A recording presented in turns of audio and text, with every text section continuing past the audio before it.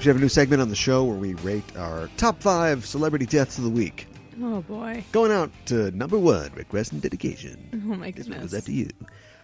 So many deaths. Yeah, I know. I thought there'd be a slowdown, a throttling, if you will, after 2016, but it just comes right back. Yeah, death took a holiday. Now he's back. Apparently. And he's humping for that promotion. Yeah. Because we've had a couple... actually, some of these celebrity deaths are from last week, and we didn't talk about them because I didn't know. I didn't think to. But I think they're pretty relevant. I think Chris Cornell, of course, everybody knows about that by now. Yes. Has died very tragically. It appears that he took his own life. Which is too bad. Way too young, 52. And I don't know, were you probably too young to be like a dyed-in-the-wool Audio Slave fan? That was just a joke. Soundgarden is what he's known for. Oh. Yeah. But you're really too young to be a Soundgarden fan. Well, I was a huge fan of Black I Hole like Sun. a Black Hole Sun. Yeah. If you've got it. I like that song a lot. So I was really upset to hear of his passing. Way too young, and seriously, a talent, and there's no reason that he couldn't have continued to make more music. Yeah. So he is super talented, and one of those guys who. Okay, look at all the guys from the Seattle sort of thing back in the thing. Yeah. Foo Fighters did okay. Yeah. Foo Fighters did fine. Some would argue by selling out their original sort of musical principles, but only me. Literally, it's like a Twilight Zone. I'm the only person who would say that on Earth. And then you've got I feel like he was just kind of derailed. Yeah. Because Audio Slave was, or I can't stop. Soundgarden, same syllables or to thing and then another thing don't belong together. But then, we all were poorer when Zach De La Rocca went off his rocka and Rage Against the Machine broke up. Only broke up like in the Ben Folds song Army, where it's like the band broke up and then they got back together without me. That's what Rage did with Chris Cornell, as Audio Slave. And again, talking about not following your musical principles, they used to play all this poly rock or polity rock. And now they're just doing, kind of soulful ballad sort of rocky stuff. Okay. And 2000s aughts rock, if you will, which fine. I don't know Chris's political leanings or what they were, but I think he was just always happy to give me that mic and I'm going to break some wine glasses, with my amazing voice. And so, yeah, that kind of trailed off, but he was kind of coming back and he's back with Soundgarden. He's doing all this other stuff. And I don't know. It just wasn't enough. Wasn't doing it for him. It's really too bad. Yeah. I mean, he really did have an original voice. Yeah. And I've heard some friends of mine though, grief's a powerful emotion. Can make you do some pretty crazy things. It is. Like say that Chris Cornell's Bond theme was the best one. Come on, people. Let's respect him with the truth. That's true. Yeah. We don't have to retrospectively think that everything that he did was the best. No, not everything that he did was the best. The second Audio Slave album was not great. I can't stop talking about it. The first one was awesome, though. Anyway, so he'll be missed. That's really too bad, and we'll be playing some of his songs on the show to commemorate him. And of course, a little while ago, Powers Booth passed away. Yes. I mean, also too young. Yeah. 68. It's pretty young. I have to say the last couple things. First, we should say, I mean, I don't know how you wouldn't know who Powers Booth is. If you saw him, you'd be like, oh yeah, that guy, it's Powers Booth. Right. In a ton of stuff, he first sort of broke out playing Jim Jones in a Jim Jones TV movie or something like that. It was like the Guyana tragedy or something like that.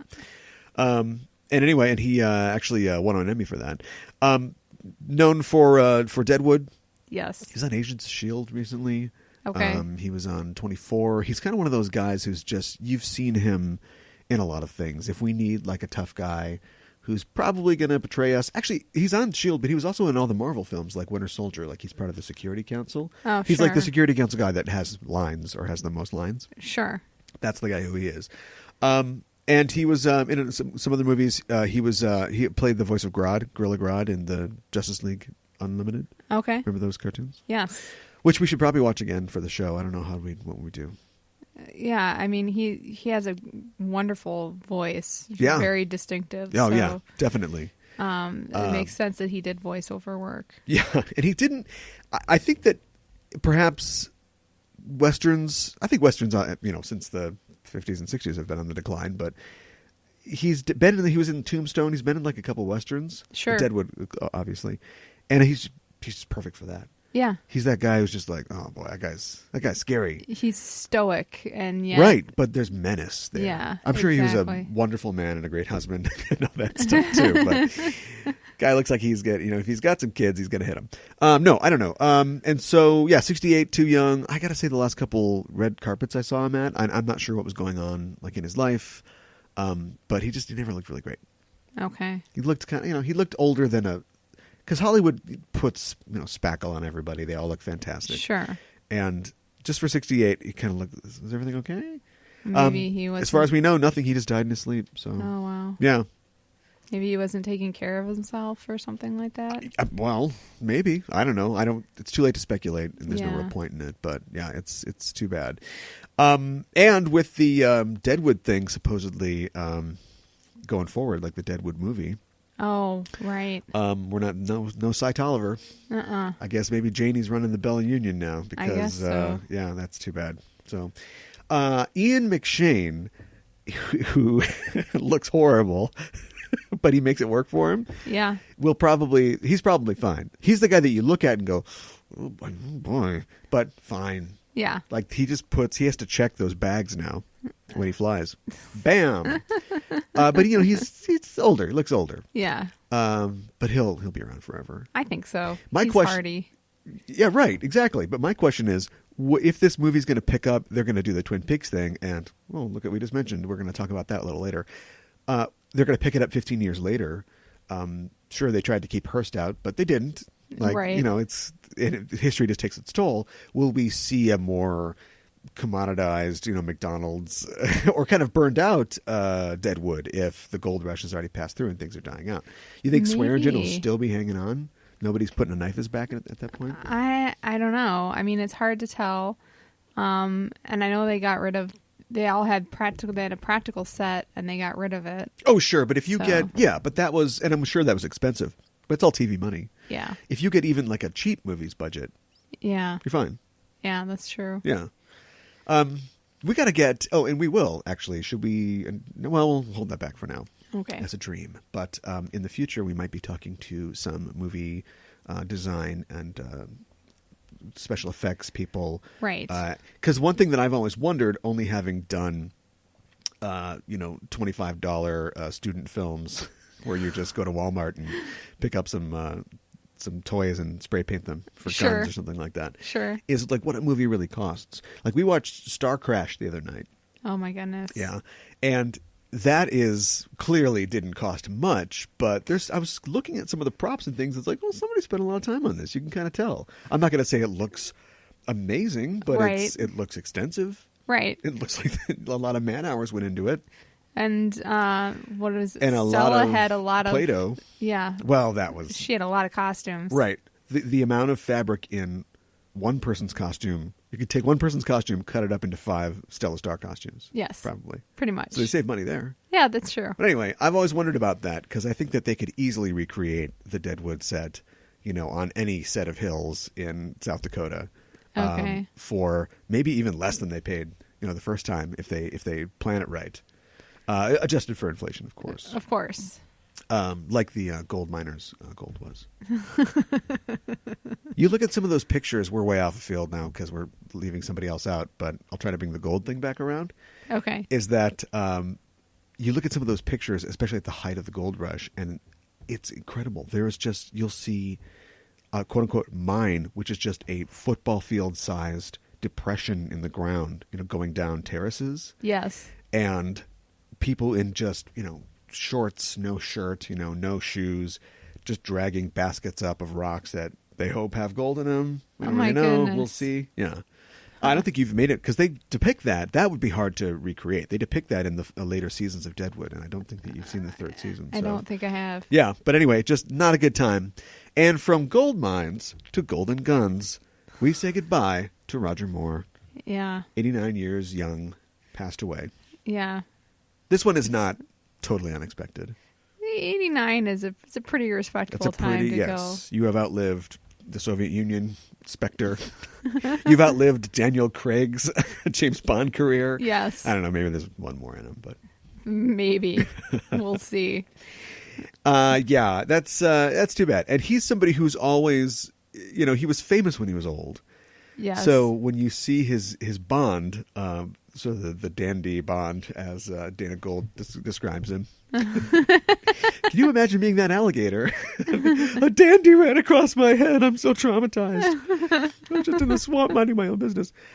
He's always looked old. He's got the furrows, in his cheeks, and his face is a little, Sure.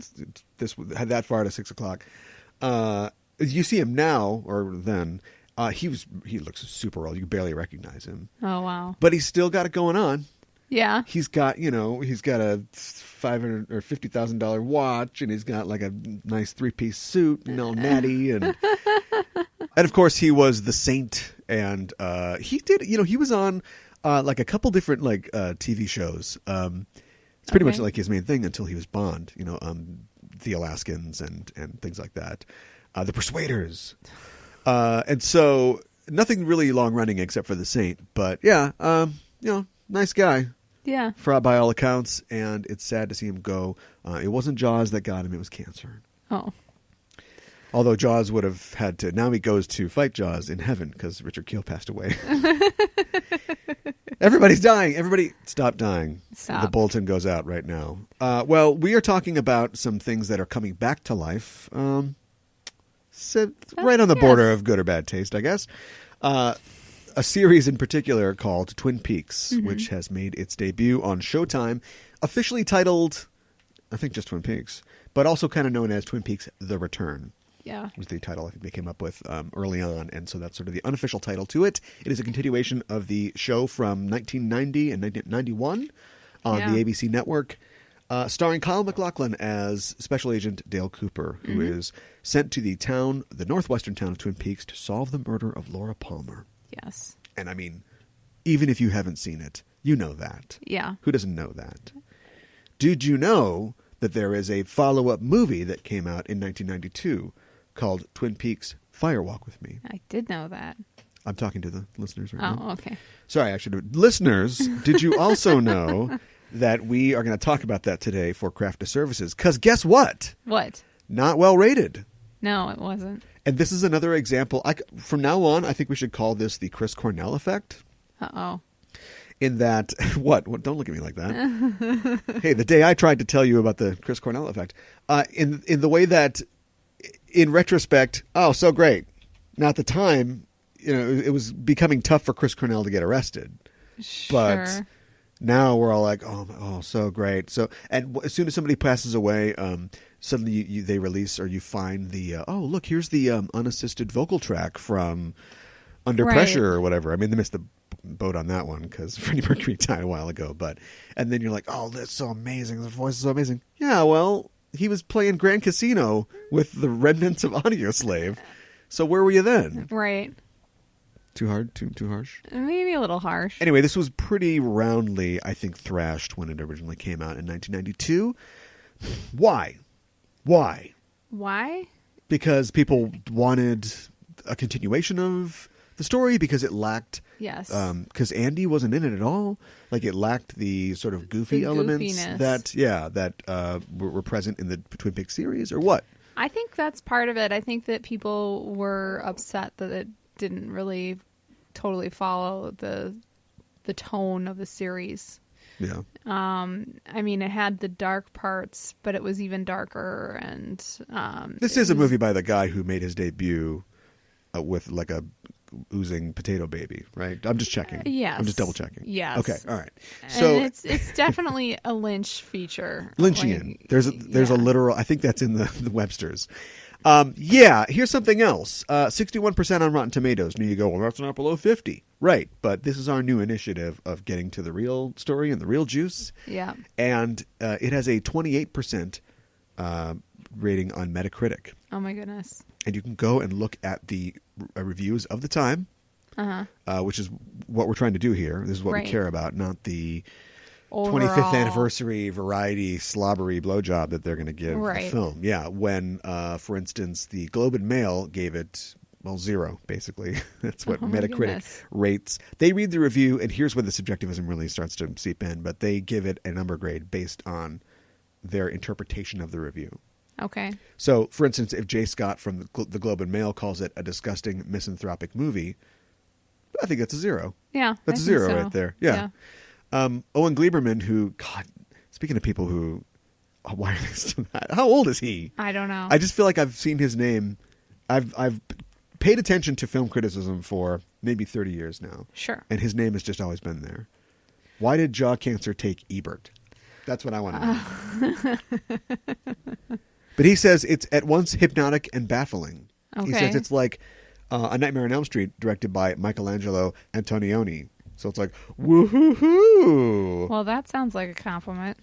It is, but it's like a ponderous. It's like, that's like critic speak for, I don't know if I got it.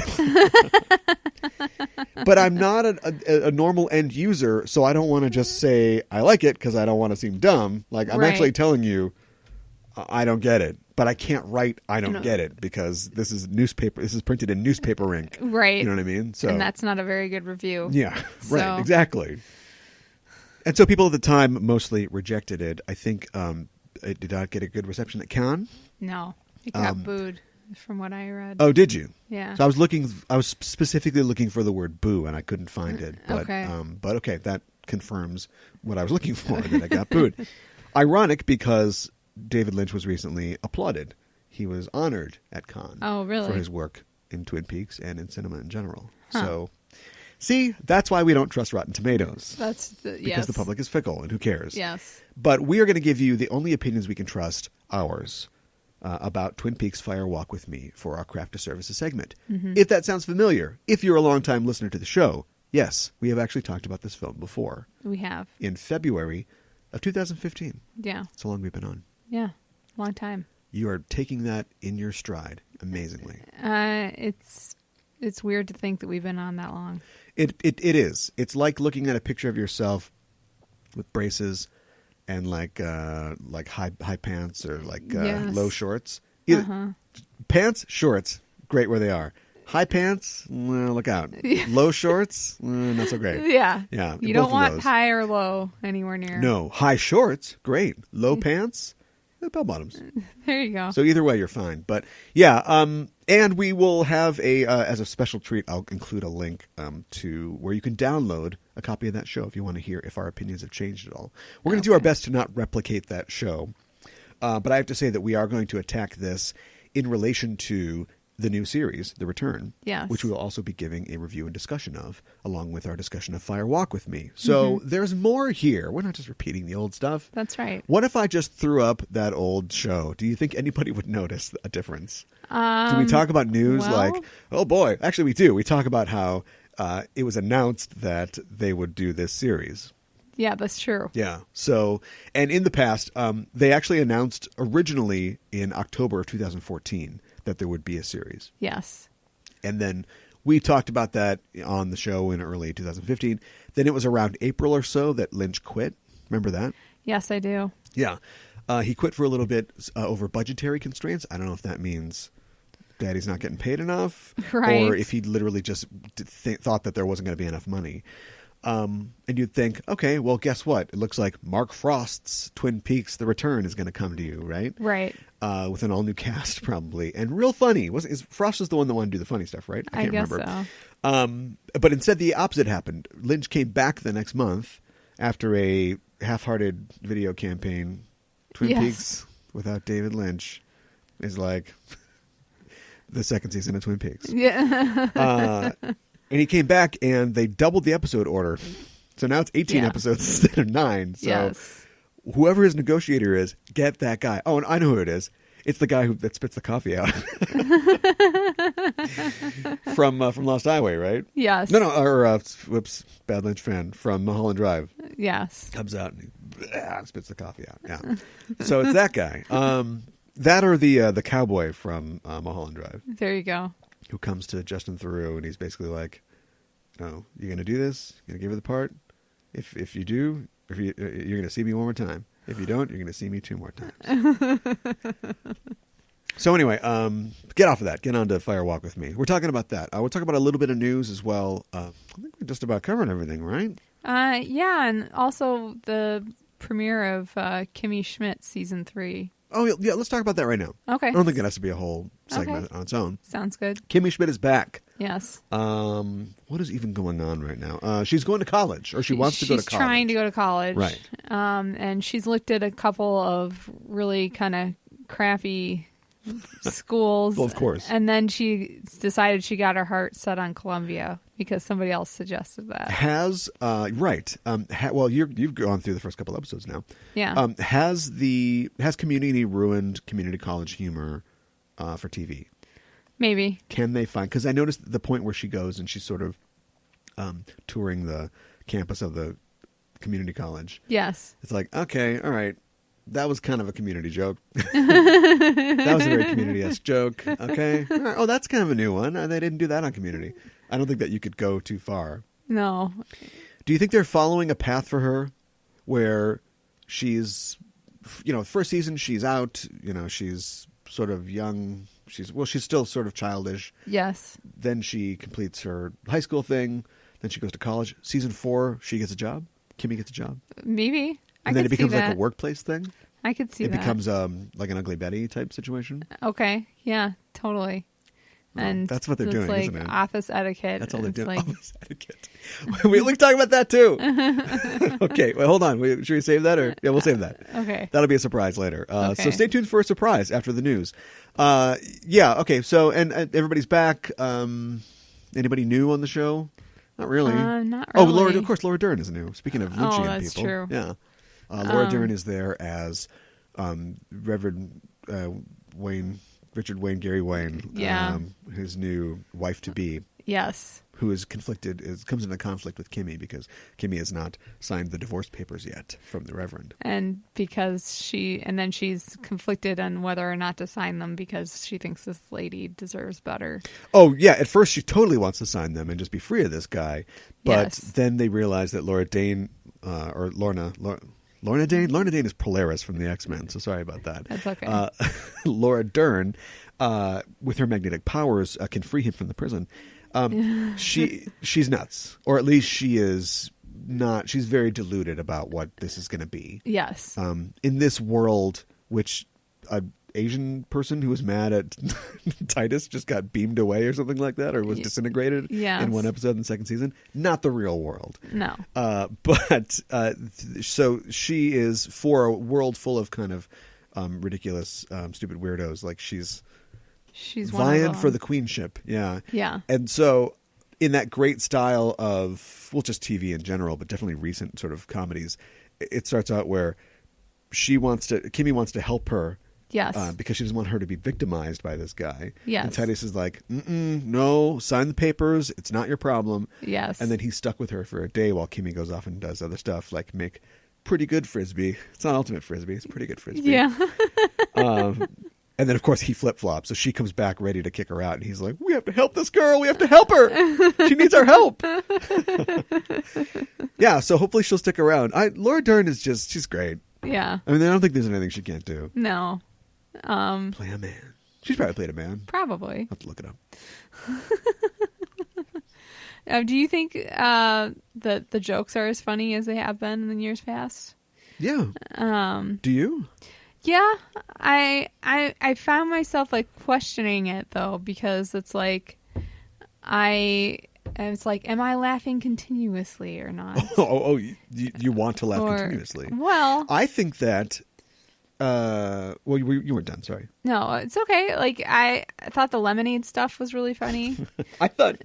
I thought that was that. I was going to give you an example of the. What was the thing about the spider or whatever? You have to be the spider. Yeah, they're not afraid to take a thing and just go with it, whether or not it's going to resonate. Because I haven't seen Lemonade. I don't want to say that I don't care, but I just don't have any. I mean, I get when he walked down the street with a baseball bat. I guess it's Lemonade, but I haven't seen anything else. So it's all Right. contextual for me. And he confronts him, and then they seem like everything's kind of okay. And then the explosion happens behind him anyway. Like, I got that. I haven't even seen it. I was like, okay, I get it. Or the spider thing.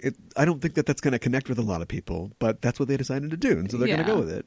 And to me, that's more important than just joking. Like the mid to late 30 Rock, when they were kind of coming back, they were just hammering you with punchlines, and their work rate is fantastic. But if you don't even have a second to sort of breathe, and lay back for a little, it's just continual, ongoing. It reminds me of the new MST3K, which I think is generally great, but they have said in interviews that for some reason their new sort of thing is they don't want to talk over the movie. Before, it never ever mattered what the movie was, Right. and I think now they want people to, if you want to, try to follow the plot.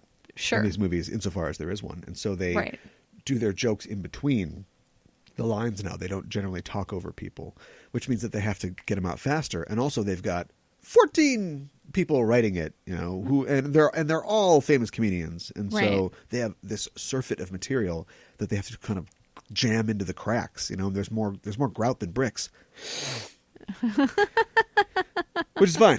But I like it when it doesn't, Tina Fey, Robert Carlock show is always going to be on the heavy end of that, of the joke scale. Sure. But I think it's fine. Okay. So thumbs up from you? Yes. Thumbs up from me too. Yeah. Yeah, I would recommend and one it. arm in the air. Yes. Because you're Kimmy. That's from Breakfast Club. Okay. That's Breakfast Club. I know, I've seen it. So anyway, yes, we recommend Kimmy Schmidt. There, we got that out of the way right before the news. All right, the news of the day is all over the shop. All right. We've got news from every corner. You're taking the metaphor literally. You go into the shop. You're looking at shelves. You're pulling drawers out. What's in this drawer? Oh, it's something new. You got any more in the back? There's a ton in the back. They take you in the back. It's like the warehouse from Indiana Jones. So we'll try to get through it as fast as possible. There's some big news in the world of nerdy comic book movies. Okay. Joss Whedon is taking over Justice League for Zack Snyder. I heard about this. Yes. Zack Snyder had a family tragedy that nobody knew about. As far as I know, apparently his daughter took her own life in March. Wow. She was in her 20s, I believe, early 20s. Okay. And we didn't report. I didn't know about this. No. I don't think anybody did. And he decided to just go back to work. Basically, he thought, that's the best thing for me. We've taken care of this. I'm just going back to work. And now he's saying that's not going to work. I can't do this. I can't work. Okay. And so he's stepping back from the Justice League movie for now, which is in post-production. Sure. And Joss Whedon is taking over for him. So then will Joss Whedon get a directing credit? Probably not. Okay. Well, they work all that out with the guild and with themselves. Sure. And, there are rules, but the rules can be pretty much whatever. So it would be interesting for Warner Brothers if they pushed for that. Yeah, it would be. Because for me, and our condolences go to Zack Snyder's family. Absolutely. And, we feel your loss, and we, do whatever you have to do to feel better, about where you are. Fine. Now that's out of the way, we can talk about the implications for DC movies, because they've been chasing Marvel for a long time. Yeah. Classical reference for you, like Coriolanus. Coriolanus is like the big general of Rome, and then he gets mad and he leaves, and the people who are trying to attack Rome are like, hey, why don't you work for us? And he's like, all right, great. And suddenly Coriolanus shows up at the door to Rome with the barbarian hordes. I'm not sure that's a perfect metaphor, but Joss Whedon's the guy that put Marvel movies on the map. Yeah, absolutely, with Avengers and Avengers 2 with Ultron. Right, with which he left, somewhat unsatisfied, or at least diplomatically unsatisfied. Yes. He didn't seem to enjoy making that film as much. Yeah. So instead of sort of stealing their idea to create a universe of films and maybe some design elements and other things, they just got the guy that created the Marvel universe, basically. Yes. It'd be like if Kevin Feige didn't get his next raise, and then he was just like 2 fingers to the mouse, and maybe I'll just hang out at home, spend more time with my kids. ding dong, it's the guy from Warner Brothers. Right. Hey, what's going on? We're willing to fire everybody if you want to come on board. This could be a big boon for them. Now, you could argue that there's not a lot that Joss Whedon can do since the movie has been shot. Right. Essentially. But there's a lot, and post-production is pretty much everything. It really is. If we're talking editing. Yeah. Like, that's where you, quote-unquote, find the movie. Yes. And not to mention the fact that since this movie was announced like 2 years ago or 18 months ago, there are reports from the insiders who say that it's essentially been remade twice. Right. Like, they've basically shot 2 movies worth of movie. Not for part 2, just trying to find, rewriting the script over and over again after Ben Affleck came on, after he brought Chris Terrio on, and casting all the people they've cast. They've done this twice already. Right. So I don't think, yes, they have to hit their, what is it, November 3rd or just their date in November. But if they can rush, you could totally shoot some more scenes. Yeah. There's no reason you couldn't. Totally could. I'm not sure what they're going to do with that. What do you think Joss Whedon could bring to a Justice League film? Well, I think he could bring collaboration and You think up to this point everybody has been recording their scenes separately and they will all be digitally put together? No. I mean, I think he can bring like maybe a more cohesive story. So from a script from 1,000 Fathers and a 1.5 million feet of footage. Yes. I mean, no short challenge there, but no. For a guy who said that he was too tired to do another Avengers movie, this is like doing another Avengers movie. This is like taking a bad over budget Avengers movie and hopefully making it something that audiences are going to love. Absolutely. There's been like 2 trailers for Justice League already. Yeah. And I know that we complain about how don't tell us too much in the trailer, but I can't tell you anything about that film. I have no idea what it's about. No. It's just kind of introducing the characters. No, yeah, exactly. And there's a couple, I think there are a couple shots that, were finished first, the trailer shots. Sure. So it's like we've got Aquaman riding on the Batmobile or something like that. Yep. That's the one that they just said, all right, nerds, just finish this one. Is it going to be in the film? We don't know. We don't know at this point. I don't know if Aquaman's going to be in this thing at this point. So hopefully, he can make a silk dress out of a sow's nutsack. I know they don't have nutsacks. In other movie news that is maybe good or bad, Tom Holland, star of Spider-Man Homecoming, has been cast as Nathan Drake in the Uncharted film. What? Because, he's so young. He's got such a baby face. That's not the Nathan Drake that I'm familiar with. You heard young Nathan Drake, right? I guess so. You are a film goer. Yes. I mean, I know you are. This is a hypothetical person that I'm staring at. That's right to the left of Mikan Hana. You are a film goer. Uh-huh. You want a new action franchise. Sure. So here's a little kid whose father takes him around the world to see the pyramids and stuff. This kid does not wear a hat and does not have a whip. It's the Young Indiana Jones Chronicles. Would there ever have been an Indiana Jones if we started with probably young not. Henry Jr.? No, of course not. Because nobody really wants to see that. Tomb Raider, the beginning. There is no Angelina Jolie Tomb Raider movies. No. We just start with a 10-year-old girl who's really bratty and has not yet crashed her plane in the Andes or whatever and become Lara Croft. That's what everybody wants to see. It's like starting with the prequels. Yes. It's like starting with, now this is pod racing. And we're not all holding our breath for 9 hours until he becomes Darth Vader. Right. I don't think it's a good idea. No. And also, Tom Holland, who is great, you know how it is with actors. Unless you're really, really small, like the chick that played Matilda or whatever, who grew up to be very pleasant and wonderful. You're stuck that way. Like Tom Holland he's going to be 35 and he's going to look kind of like he does now. Sure. He might get a little taller, but that's it. Yeah. So he's never going to turn into the lantern-jawed, 3-day stubble Nathan Drake. No, he's not. No. So then why cast him as the young Right, Nathan you just have to Drake? embarrass him by recasting him if you ever do an adult Nathan Drake movie. Yeah. Too much. We've spent more time talking about this than they did thinking about it. So let's move on to something that's been talked about quite a bit.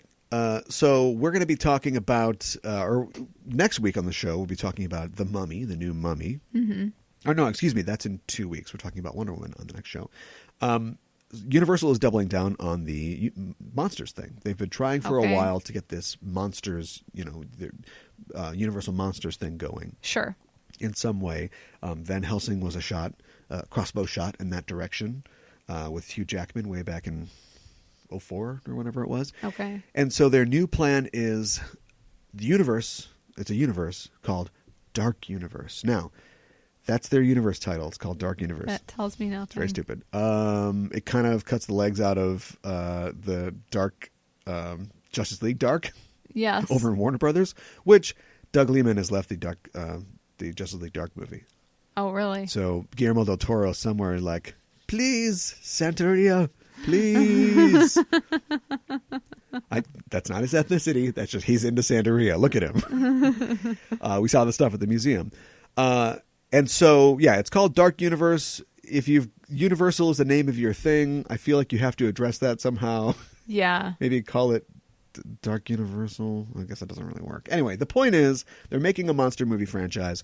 There's a great teaser trailer for Dark Universe that features no new footage, really. It's just a minute. It's 90 seconds of old Universal monster clips. Okay. And I'm like, I'll watch that. Is that it? Are you just going to re-release those? Bring it on. Right. They're not. Oh. Starting with Tom Cruise's The Mummy, they're going to move on to Justice League, a Jekyll and Hyde property. Okay. Starring Russell Crowe. All right. Johnny Depp will be playing the Invisible Man. Okay. In an Invisible Man movie, where John Carpenter is like, "Come on, Santeria," because he's into Santeria. Look at him. And then, of course, Javier Bardem will be playing Frankenstein's monster in a Bride of Frankenstein film. Okay. Or maybe Frankenstein as well, the doctor. That might be a good way to do it. I mean, why not have him in the doctor's likeness?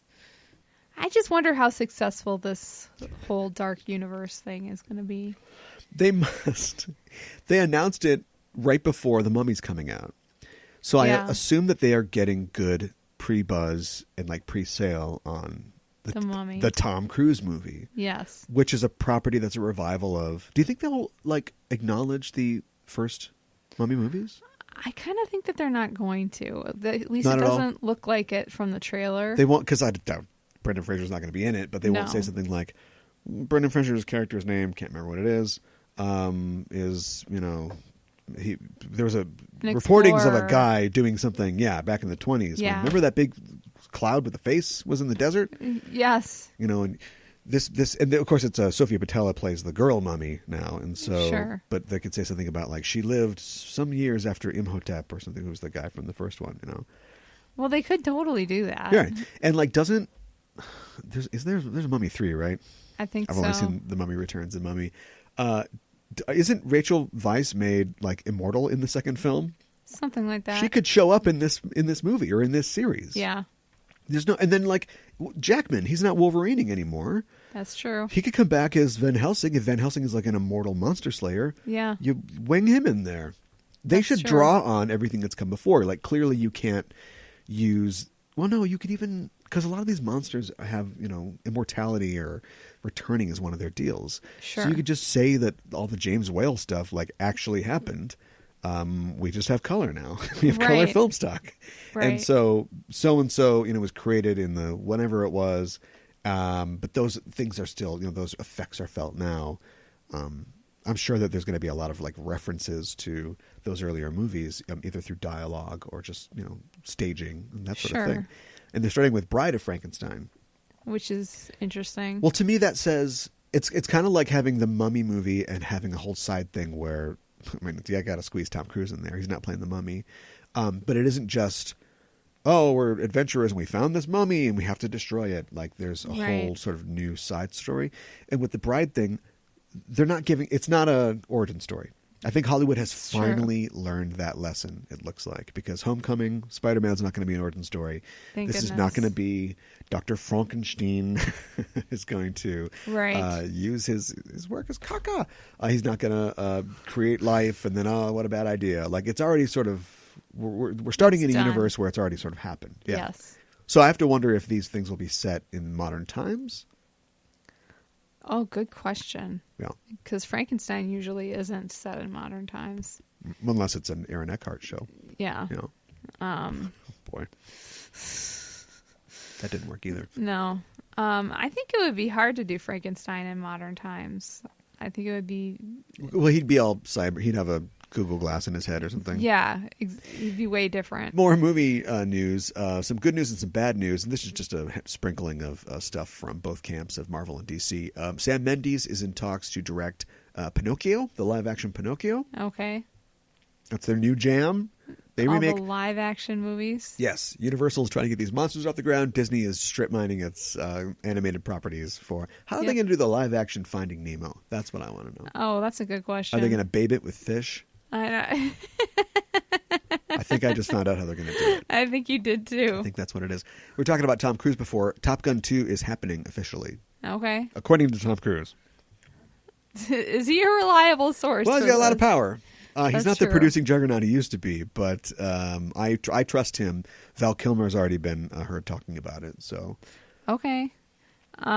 Interesting. Why are we doing it Top Gun 2 all these years later? The new thing is to wait 25 to 30 years and then do a continuation. They effed up with the RoboCop thing. They're like, no, he's got a hand now. Great. Why not do a RoboCop 2049 like the Blade Runner thing? Sure. There's a new generation of RoboCops. You know, Alex Murphy's successes, and just pretend like in Superman 3, like pretend the third one didn't happen. Be Bryan Singer. Sure. So it's 1 and 2. Murphy's success in the RoboCop program has led to lots of RoboCops, but now there's like a new RoboCop, and he's liquid metal. Oh, they've done this already. Shoot. Anyway, the point is, I'm not a writer. You guys figure it out. But don't try to pretend like the old one didn't exist. Like, what's the point of that? Yeah, that's true. Doesn't really work. Gina Price Blythewood. Who's that? I don't know. She is going to helm the Spider-Man Silver and Black film. Okay. What is that exactly? I will tell you. Okay. So Sony has the Spider-Man properties. Yep. The thing about Spider-Man is he's the most popular comic book character ever.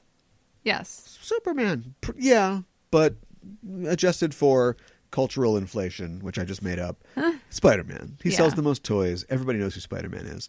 True. And so they've got this universe. Now, Spider-Man is great, but he's kind of like the singular hero of his sort of area of the woods. Mm-hmm. I know Daredevil, all that stuff, but it's him against a million animal-themed bad guys. Sure. And so they want to try... That's why they're doing a Venom movie with Tom Hardy. Right. And their other idea is take the Black Cat and take Silver Sable, two female heroes / anti-heroes from the Spider-Man universe, and give them their own sort of girl talk movie. Okay. And that's what we're going to go with there. Okay. Well, that's an interesting idea, especially we want more female superhero movies. So. Well, we do. We want good ones. You don't think this is going to be a good one? I wasn't waiting for you to drink your coffee before I said that, but I don't know. I mean, I wished that the 2016 Ghostbusters movie was good, but yeah, those aren't. I want female movies too, but I want good movies, period. That's true. And so I hope that this is good. Silver Sable is a character that I don't know. I don't think has ever really been electrifying as a character. Okay.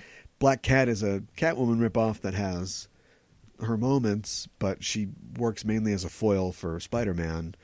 I don't think that you'd say that about Harley Quinn 10 years ago. They've spun her off into her own thing now. Right.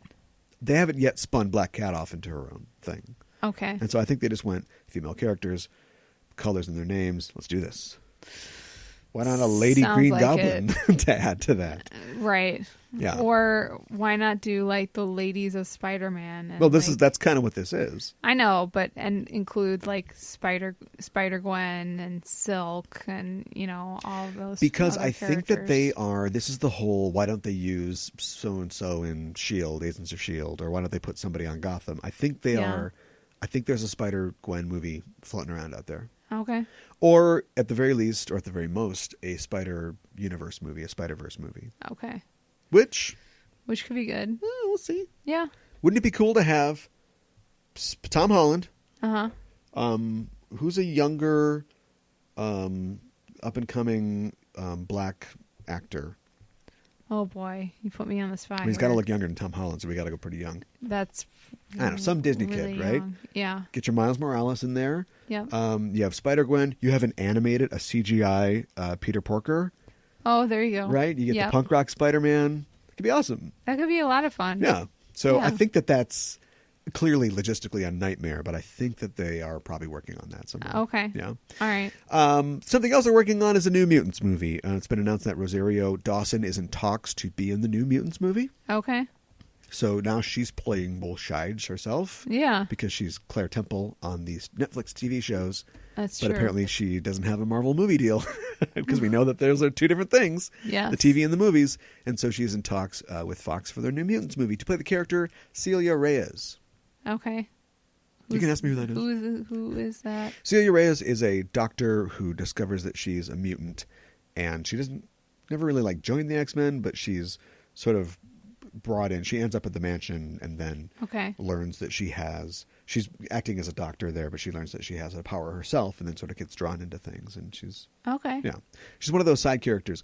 Chris Claremont, in his time on the X-Men, a long time, he always tried to add these sort of ancillary characters. Sure. Because you think there's a lot of mutants, there's a ton of X-Men. Day in, day out, you could just X-Men it. Yes. But if you watch Friends, Phoebe's got to be dating some new crazy guy this week or something like this. Right. Got to bring new blood in there. And so he would do that a lot. She was created by Scott Lobdell, I believe, though. So, Okay. But it's that sort of thing. It's people who sort of exist on the sort of outside of the X-Men's lives aren't the big five or the big Sure. six in New Mutants or whatever it is. So she'll be probably a support character type thing. Do you think she'll be kind of like a teacher type character? Yeah, probably. Okay. Yeah, because there would clearly nobody knows when this is going to be set. Although it's been rumored that James McAvoy is going to be the professor in this one, so that gives you some idea. Sure. But all the teachers are Halle Berry, Hugh Jackman, Kelsey Grammer. You can't get them back, Right. or you don't want to get them back because you don't want to sign new deals. This is a new universe, right? Yes. We've already got a Storm. She's much younger. So, Yes. So yeah, we have to find new teachers to add. Right. So they should add her. They should add Stevie Hunter. Trying to think of all the. It's time. Where's Banshee? It's time to add Banshee. Sure. That's what I say. Oh wait, Okay. he died in their universe, didn't he? Oh. He's in the first movie, and then he's supposedly dead later on. Anyway, Okay. yeah. So their work is cut out for them. Yes. Especially when they're going to do the Demon Bear saga, and Celia Reyes did not exist back then. She's not even a part of it. To that end, it's been said that Josh Boone, the director of the New Mutants movie, he said that the movie will be a straight-up horror movie. Wow. It is a, quote, full-fledged horror movie set within the X-Men universe. There are no costumes. There are no supervillains. We're trying to do something very, very different, end quote. Huh. Bad idea. I don't know how I feel about Nobody that. wants that. No. No one's asked for that. No, that's true. And now I'm worried that they're not going to demon bear it anymore. Yeah, because that's not really horror. Well, It is, yeah, it is. but it isn't. Yeah, all that Sienkiewicz stuff. Yeah, I think it is certainly horrific in parts. that's true. But I mean, your Danny Moonstar, who hasn't been cast yet, as far as I can see, is haunted by dreams of a gigantic bear killing all her friends, and so she Right. confronts it and has almost killed herself. And then they're all sucked into a nightmare world where they got to fight this thing. Horrific, Yeah, that's true. but it's It not is like horrific. a horror movie. It's not like a Stranger Things. If he announces it's found footage, I'm out. Yeah, no Stranger kidding. Things. Stranger Things wasn't a horror thing. Yeah, it was. It totally was. So the part where the kids are like, "Tell us more about parallel universes," terrifying. Well, not all of it. I wouldn't let my kid around a guy that looked like But, that. like, With that mustache, The Underdark. I don't think so. The Underdark. Is it the Upside Down? The Upside Down. Yeah, but That's no. what I mean. The Duffers. Not- The Duffers definitely went. I don't think we can get away with Underdark. The Wizards is going to sue us. Upside Upside down. down. Yeah. Yeah. Right. Exactly. Yeah. Okay. Okay. So good news. Doesn't really seem like it. I want that X-Force movie. They keep teasing us with that. Why not move forward on that? I don't know. They should move forward with that. Deadpool, success. Yes. R-rated, no holds barred, comedic. It isn't like a truth, justice, and the American way thing. It's more of a let's to kill this guy and have fun doing it. Let's Right. Let's win the day our way. X-Force that's the whole thing. Now it's 6 or 7 Deadpools. See, that would be good. Yeah.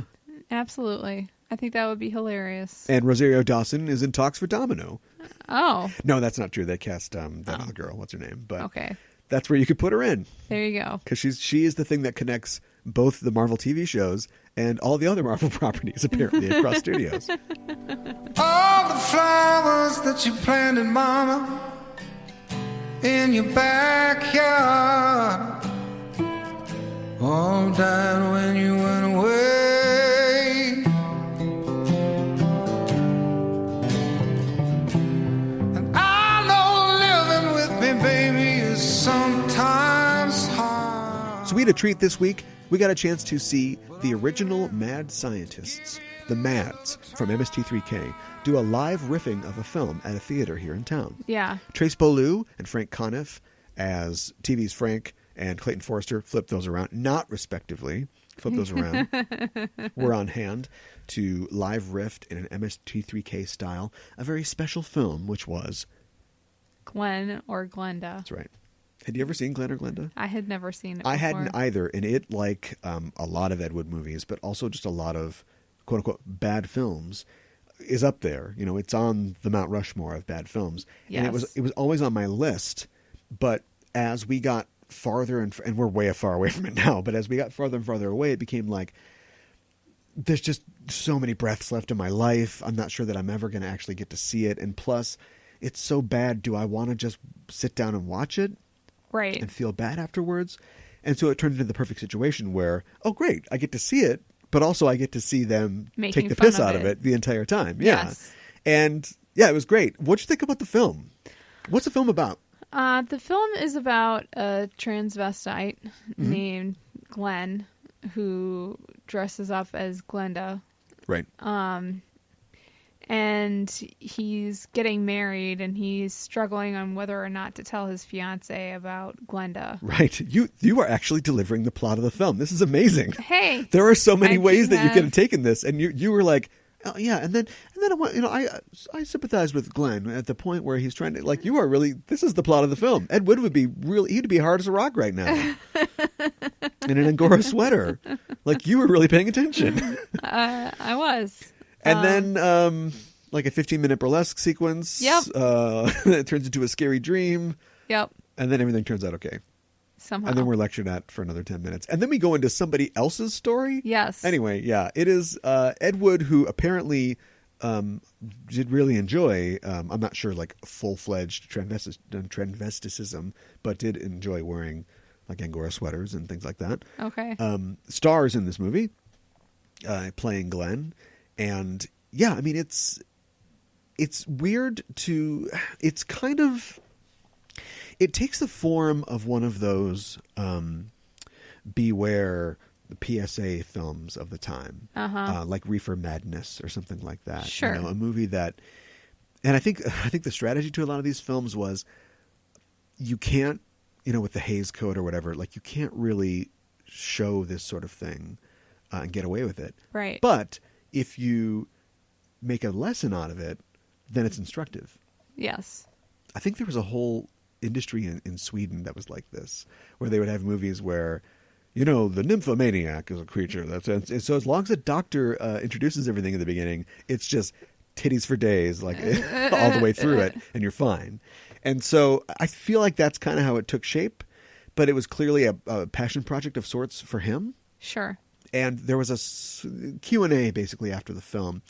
And Frank Conniff made a good point, and these guys know this movie back to front. Yes. They've seen it a million times. But he made the point that it's like, what the reason he likes it is, I mean, it's one of those movies that's so earnest and so bad that it's entertaining. Right. And I think Trey said he's sort of learned something every time he's watched it. But Frank made the point that it's like, it has no, there's all these like psychology and science. There's a scientist guy who's telling you what's going on. Yes. Who's explaining the mind. There's two kinds of transvestites. That's all bullshit. They have no idea what they're talking about. But the entire thing is a plea for compassion. Yes. And it could have ended at a plea for compassion. It's the 50s, so they're going to have to try to categorize it and explain it and help the norms, the straights out there somehow understand this and Right. build a bridge to that, Yes. which is maybe part of the compassion. But the entire thing is like, what's it to you? It's the same sort of message you get from LGBTQA plus groups today, Yes. which is like, why is it your problem? It's not your problem. It's not. What do you care? Yeah. And that's basically the message of the movie. Let him do what he wants. Let He's happy. him wear women's clothes. Yeah, It's fine. what has it got to do with you? Nothing. Yeah, exactly. Yeah, and I don't know. I mean, I thought, yes, there are ridiculous, and then Satan shows up at their wedding. Yeah. But yeah, I was watching and I was thinking, I'm kind of touched by this in a weird, sort of strange way. Yeah. Well, I mean, I think it was very sincere in its message. Yeah. And for it being made in the 50s is kind of astonishing in a lot of ways. Oh, well, I mean, it wasn't really successful. No. But still, to have that message come out in the 50s when you would think it would not be as accepted. Yeah. It's progressive. It's Yes. pre-progressive. Yes. It's old school. It's vintage progression. But yeah, it was good to see. And then they, as you mentioned before, they riffed a short before that called Office Etiquette, Yes. which is like the opposite. 'Cause Yeah. it's about a girl going to a secretary school and then getting a job in an office, and Yep. like how she's learning the right way to be in an office, Yes. you know, how to conduct yourself. And it wasn't, I would say it's a failure because it doesn't even give you like the Goofus and Gallant treatment, like what you'd want. Yes. You expect her to be sort of green, get this job. This thing's 25 minutes long, maybe 20 minutes long. Yeah. Get in there, make all the wrong choices, Yep. but then, you know, her male boss pulls her aside at the end of the day and says, you know, etiquette is more than just something. And Judy learned her lesson and she became a good worker. There's nothing Right. really like that. She just kind of gets in there and she does a pretty good job. And there's one scene where she took something down in shorthand and it was the wrong thing. Yeah. And she was made a mistake. she was a little bit argumentative about it. She's like, well, I'm pretty sure this is what you said. And he's like, okay, well, we'll just do it over again. Right. And he was like accommodating her. I think that was pretty much it, though. I mean, it's not like she It was. ended destitute as a whore in the gutter or something like that because she No. didn't learn office etiquette. That's the cautionary tale that you usually get from these things. That's true. But they're just so, and then it all worked out. The end. So this is something you would probably show in a like health class or whatever you call Sure. it, like in the 50s. Or like maybe companies would show it before Maybe. a new hire came Sure. on. Maybe. Yeah, it's definitely the sort of thing where it's like, all right, I guess you're going to do something before you have a baby. It's 1952, so do it right. Don't think Right. you can get in there and just start gossiping about Marilyn Monroe and stuff. You got to work. And I liked how they had, it wasn't just, to be fair, it wasn't just on women. Like they showed like all kinds of bad behavior, and one guy's playing solitaire or something like that, and there's another guy who's like doing like a ledger, like a account book, and then he Yes. lifts it up and he's got like the paper under there, or the like sports section. yeah, you're right, or like a racing form or something. Yes. And that was like their version of like going on the internet. I guess Yeah. when he should have been working. Exactly. Because he's like, yeah, okay. And one of the riffs was like, he picks it up for 2 seconds, and Frank's like, I'm satisfied, and then he puts it back down. It's a short film, but yeah, it was really funny, and their stuff is real quick. I mean, I Yeah. know they do a lot of these movies a lot, so their data bank of jokes is probably just packed. They can just do it in their sleep, but they still deliver. You know, it was really funny. It was funny, and it was fun seeing it live Yeah, as well. I was worried that, because I don't think I've ever seen one of those live, not by pros. I've seen people who think that they're really funny, Right. and grew up on MSD3K and try to do it, and not great. And so I was kind of worried about that, but I felt like, and this is true of live performance in general, but having the live audience just made it so much better because everybody was laughing constantly. Yeah. And a lot of jokes that if you just watched MSD3K are kind of like, it's kind of a smize joke. Right. You know, it's like, that's all right. We'll get a much bigger response, you know, having a lot of other people there. Absolutely. I agree. And it just was fun seeing it live because of the laughter. Yeah. And just hearing them make the jokes like right off the bat and that Yeah. sort of thing too. A lot of political stuff. Yeah. With a lot of fresh political stuff. I Yes. feel like they were writing in the car. Yeah, no kidding. Yeah, good stuff, though. Looks better than Bannon. Yeah, right. Yeah. Oh, gift keeps on giving. And so, anyway, they are going around all over the country at certain times. You can catch them. You can go to Facebook and look for The Mads Are Back. That's their page. It announces their dates. Also, you can connect to their podcast, which is Movie Sign with the Mads on Cave Comedy Radio. I listen to it myself. It's Frank and Trace and Carolina Hidalgo, who is a movie buff herself. Much younger. I don't know what the connection is or how they got hooked up with her, but she's a comedian in L.A. and a movie girl herself. Something that I like about her is that she kind of she's sort of the nominal host, and she Sure. kind of keeps them Wrangles them in. Sure. But she also, if they're going to watch like I don't know Logan's Run or something, she'll go out and read the book. Now she might have just read it before, but it seems like she's almost always read the source material. Like she takes this super seriously. Oh, wow. While being funny about it, not too seriously. So yeah, it's a great time. You can also meet them after the show. And if you do have something specific you want to say to them or get something signed by them or buy one of their books, don't just go up like I did and go, oh, I really like you guys. I shall now pause so that it's really awkward. Okay, well, there you go. All right. Good night. I'm never going to meet anybody I admire ever again. Oh, come on. It's not worth it. Stop.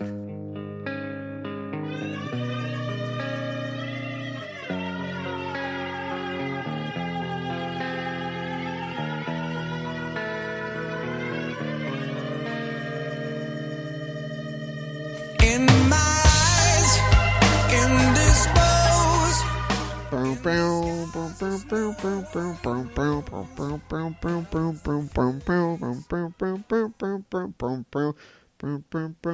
Does he get paid by the arpeggio?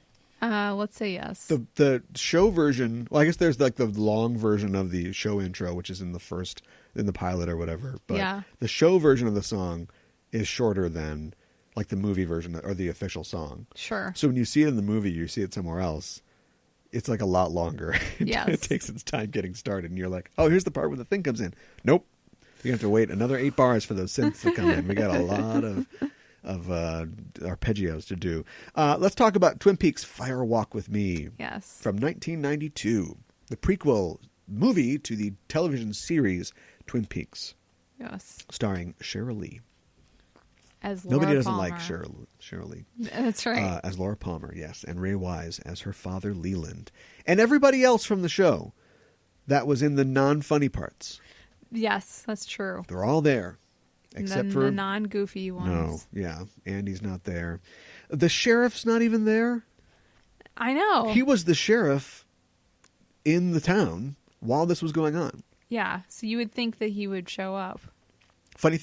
We'll get to this in a second, but that actor, Michael Ontkeen, he has retired from acting. Oh, So he does not. That's why he doesn't appear on the new series. okay. He just want to come back. He's like, no, I don't really act anymore. Okay. All right. So we'll replace you with Robert Forster.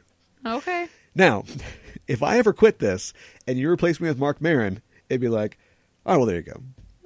Like, that's an upgrade. You know what I mean? Stop. And I like Harry S. Truman, the old sheriff of Twin Peaks, but Robert Forster's an upgrade. Yeah, But that's all talk. That's a preview of talk that's going to come later. that's true.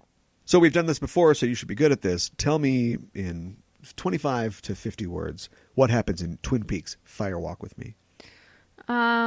Well, what's her Tracy Gold. Gold? No. There's a murder of a young woman, Teresa Banks. and it's very strange, and it's getting investigated by Chris Isaac. Right. And he kind of just disappears. Yes, he does. And when he touches a ring, of all things. Yes. And then it follows like the last 7 or so days of Laura Palmer's life before she is brutally murdered. Right. And apparently when this film was released in Japan, it was Twin Peaks: the last 7 days of Laura Palmer. Okay. They like those literal titles. Yes. tells you exactly what to expect. Except for their anime. Yeah. No, their anime can be way out there. And blame! Yeah, exactly. So how does that say robots and... It doesn't. Yeah. Exactly. I blame the robots. The Canadian robots. Yeah, I mean, that is a very nice first paragraph of Wikipedia, the Wikipedia page, a summary of the film. I thought maybe you'd give us a little more in terms of like the weirdness and what's going on. But maybe we'll just talk about that in our discussion of the film. Okay. How different is this from the TV show? How much pie is there in this? There's no pie in this. There is absolutely no pie in this at all. And I don't think there's any coffee either. Well, there's pie and coffee. There's pie and coffee on the tables of the Double R Diner in the one scene where we see the Double R Diner. Oh, okay. Yeah. That's fair. There's like one scene where... What's her name? Shelley? Well, Shelley works there, but her boss having the affair with Earl. Yeah, I know who you're talking about. Handsome blonde lady. Yes. Who's got short hair, and it's because prequel. I guess it grows out. Yeah. And she's like, "Oh, Shelley, you help Laura with the Meals on Wheels." And, yes, and that's her only line in the film. Yeah, right. Exactly. Thanks for stopping by. Yeah. It does contain appearances by a lot of the cast. Yes. Not all the cast, for sure. And I think that is, that's the right way to go. It's a lot darker than the TV series is, and the tone is a lot darker and it's rough around the edges, I would say. Could you do just in that sort of thought? It's rated R. There's R-rated content. Yes. Could you do this story without the R-rated content? Do you know what I mean? Do you think that darkness is a side effect of having the darker content and subject matter, or if they got another season or like a chance to do a TV movie, is there a TV movie version of this? There might be a TV movie version of this, but then the whole like dating scene. Well, I shouldn't even say. Well, they meet at the diner. Yeah, they've got their Tinder apps open and the Bang Bang bar, the Pink Room. Yeah, stop. I've seen CW shows. I think some judicious cutting. You could pull off the Pink Room still. You think so? Sure. I think you'd have to cut way down on you imply a lot of coke use. Yes. But she can't, because she does coke in every single scene. She does it before she goes to bed. Yeah, I know. She's like, oh boy. It's part of her nighttime routine. Yeah, I know. Ooh, am I bushed? I better get a little bump here so I can go to sleep. I know. What? Like, why would you do that? And I like there are a lot of contradictions in this. I don't even know how to talk about this, but we're going to do our best. But I like how she goes to the bathroom in, high school, not to put her lipstick on, but to, get a little do her bump. nose. Yeah, exactly. And then she comes out and she's like, she's got that dreamy, like 50s high school teenager look on her face. It's like, you just did like a rail. She should come out and be like, where's it? History class. Yeah, history, Indians, Civil War. Let's talk about Civil War. Yeah, but it's like it almost, and I think this is definitely an effect of it just being weird and who cares. But there's maybe a thing where, people who do a lot of drugs, there's a certain point that you take just to get back to like the baseline. Sure. Normal, Yes. Much less going on a total like binge. And so maybe, it is just that. But it's funny that I know that Coke was probably still pretty popular in the 1991, 92. Sure. It's funny that it's Coke. I know that that's something visual that you can see real easy. And it's a lot cooler for God, what's his name? What's the kid in the leather jacket? Bobby. I was like, Tommy? Ronnie? Bobby. For Bobby to buy a bag of white powder off of somebody instead of like a bag of pills. But she's not doing pills. She's trying to repress all these horrible memories, and in every other scene, she's ripping. She has bald spots on either side of her head where she's tearing her hair out. That's and true. Going, ah! Like, why isn't she like doing downers to like chill out? That's a good question. Instead of doing uppers and like not really seeing the effects of the uppers either. So you talked about Twin Peaks on the show. What was your critique about? The kind of drugs that Laura was taking. I don't believe it. A woman can turn into a doorknob, but I don't believe that she would take that much coke. Clearly. This is a metaphor. Yes. The thing I love about Lynch is his stuff is so weird. Yep. It's weird, but it's accessible as well. If you watch a Jodorowsky film, you're out of luck. Sure. No one can explain this to you, or many people can, and they're all going to be different explanations. You watch a David Lynch film the first couple times, you don't have any idea what's going on or understanding, and then maybe you start to understand, or you just read a Vulture article or something like that Sure. lays out everything for you, and then you watch it again and you go, oh, I get everything. Right. But instead of a Shyamalan movie where now I know the twist, so the rest of it is useless until we get to the twist. Right. I feel like it doesn't ruin it. Right. It seems like an impenetrable puzzle. It's not.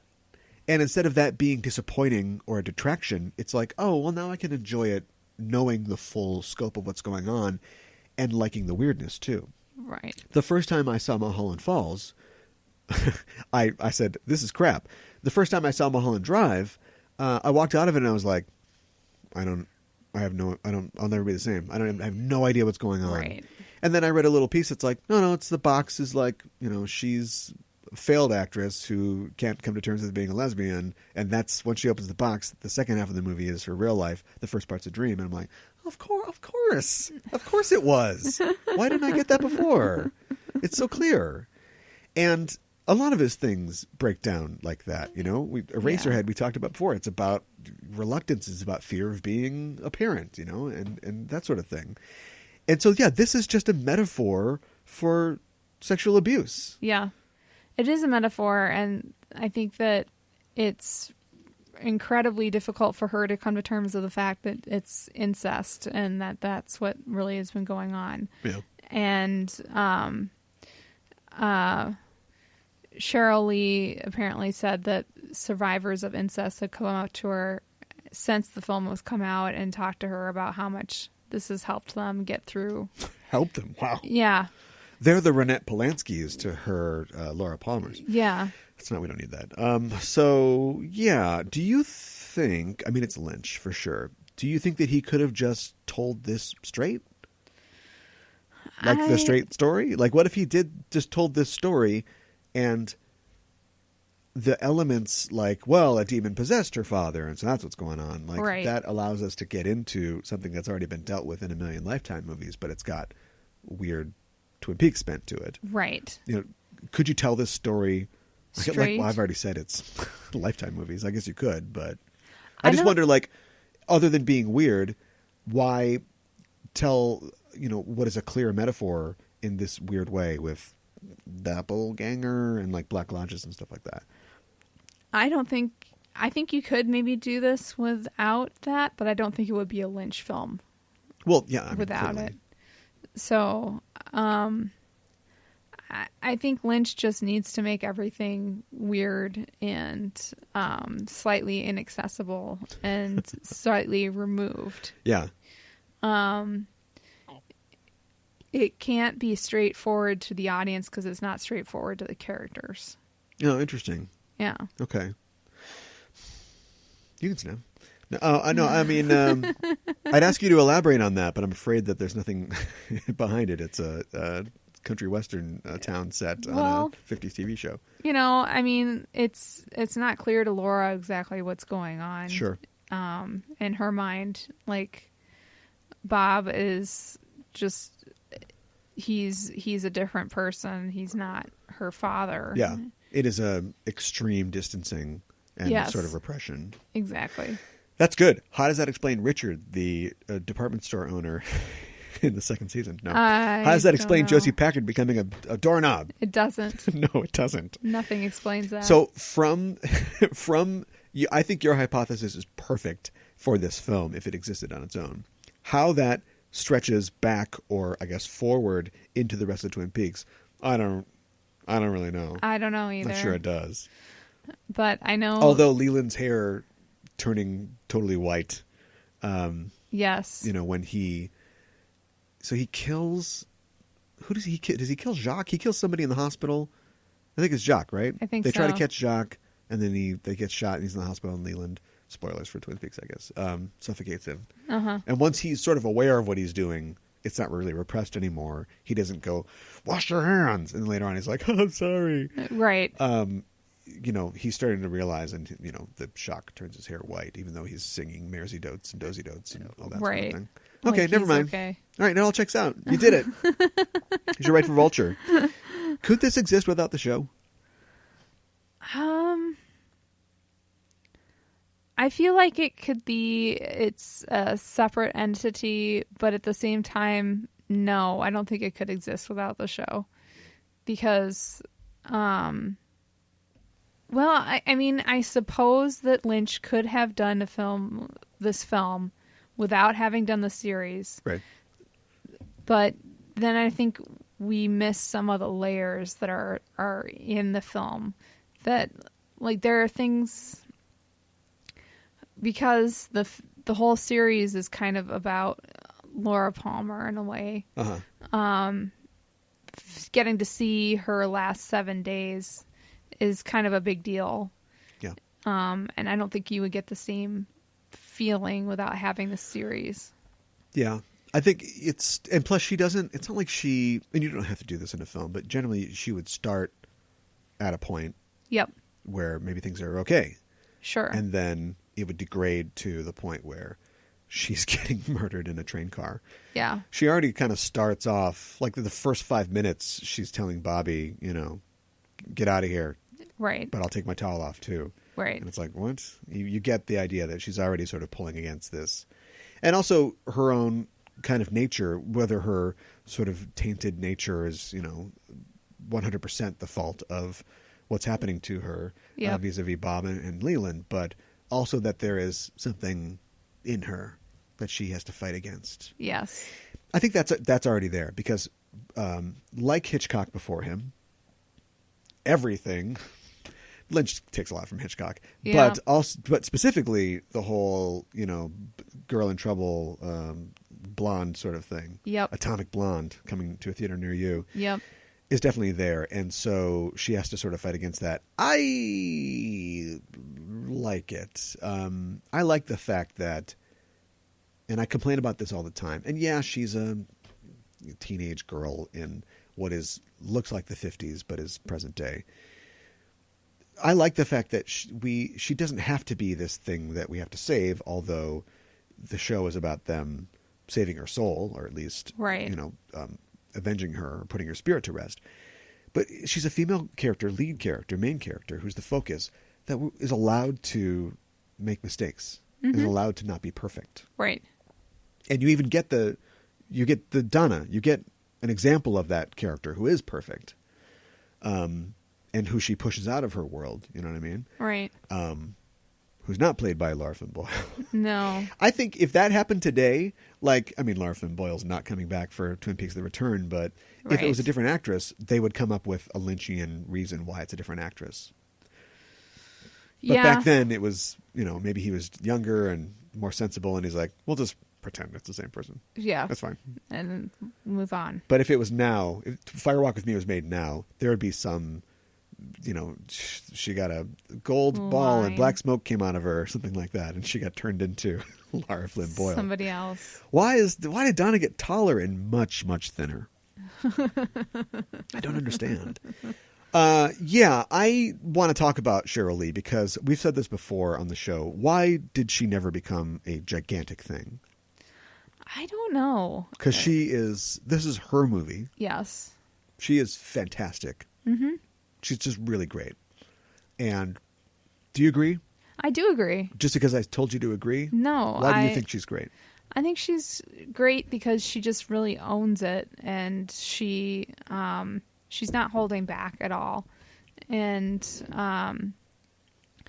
it is about her, but she really gives it like 110%. Yeah. Yeah, and I almost wish that it's clear that she's been told to go all the way. Yeah. There's a kind of thing in like film or theater when if you start at 10, you got nowhere to go. Right. So I do think that in a couple scenes, they should have had her not go to 10. She's kind of always going to 10. Sure. Whether she's screaming in the car or she's holding a painting on the lawn and seeing her father come out of her house, yes. Or reacting to Donna, getting felt up in the pink room or something. It's just yes. 100%, like every time. There is a lot of that. But she gives it all. But she's also got scenes where she's not doing that. And those are almost my favorite scenes, maybe because they're not just that. Right. I think my very favorite scene is after Bob comes to her again at night and she realizes who he really is, or who he's possessing. There's a scene where she's getting ready for her last night, and she's laying on her bed, and she's in the room that's like this sort of girlish 50s sort of memorabilia set, but she's in like this white Teddy like bustier type thing. Yes. And she's putting on her stockings, and she's already like 3/4 in the bag. You know what I mean? Yeah. And she's on the phone with James, and she's like, okay, yeah, no, I really love you. And she's trying to get her stockings on, and she's just awkwardly rolling around. And she's like, I'll see you in 15 minutes. And the phone's upside down. I'll see you in 15 minutes. And then she's still getting ready. She's like, why did I tell him 15 minutes? It's stupid. Does a little slice of what life's like for Laura. Yeah.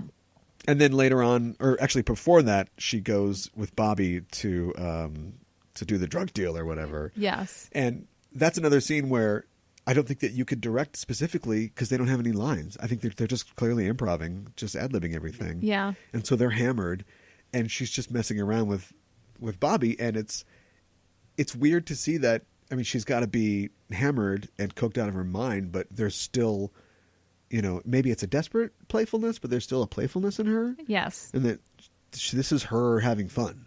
Right. In the woods waiting for a drug deal, but she still has the ability to be the Laura in the picture. Yes. In the prom queen picture that everybody sees. You know?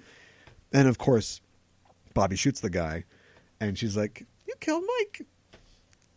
Bobby, you killed Mike.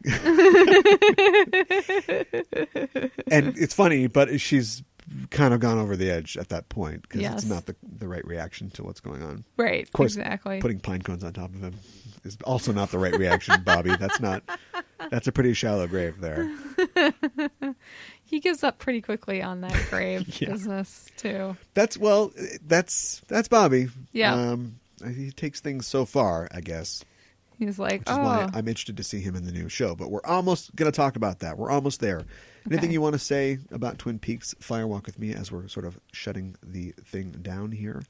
The old lady and the little kid with the mask. Yes. Super creepy. Yes. That's a whole new element that he opened up. We've always known about the Black Lodge and the man from another place and that sort of thing. And then he introduces Jürgen Prochnow is in this movie and has no lines. Yep. He has a flannel shirt on and a fake beard, and he sits on a couch, and that's it. Mm-hmm. Along with the jumping man. Yep. And and we don't know what that is. No. The room that they're in, it's never explained. Nope. David Lynch. Vulture, I need your help on this one. Yes, exactly. And I like the fact that I just talked about how I like that his mysteries can usually be unraveled, but we'll never know what any of that is. No. Mm-hmm. They introduce creamed corn. Creamed corn is actually in the show, but the idea of it being Garmonbozia. Yeah. And how this is important somehow. Yes. I don't know. Nothing to say. What could you say?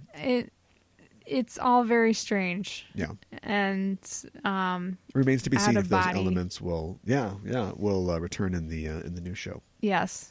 I'm kind of hoping yes, kind of hoping no. I think it might. I kind of like one-offs. Okay. Like let's rewind it and talk about the first 20 minutes of the movie, which we haven't even talked about yet.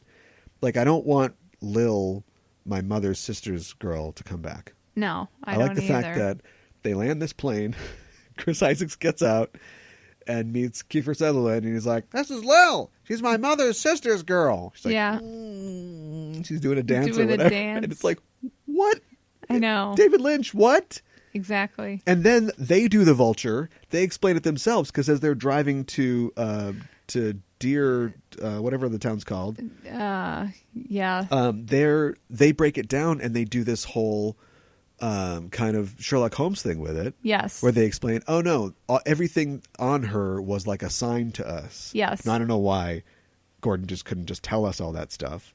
But it shows that these guys kind of know what their stuff is. And instead of just doing a thing where, oh, I noticed that you favor your right leg, Iraq or Afghanistan. Right. You have an out-of-season tan. And it's that thing. We know that these guys, they're Cooper level in their deduction abilities. Right. but let's do it in a Lynch way instead of just that. Well, it's almost like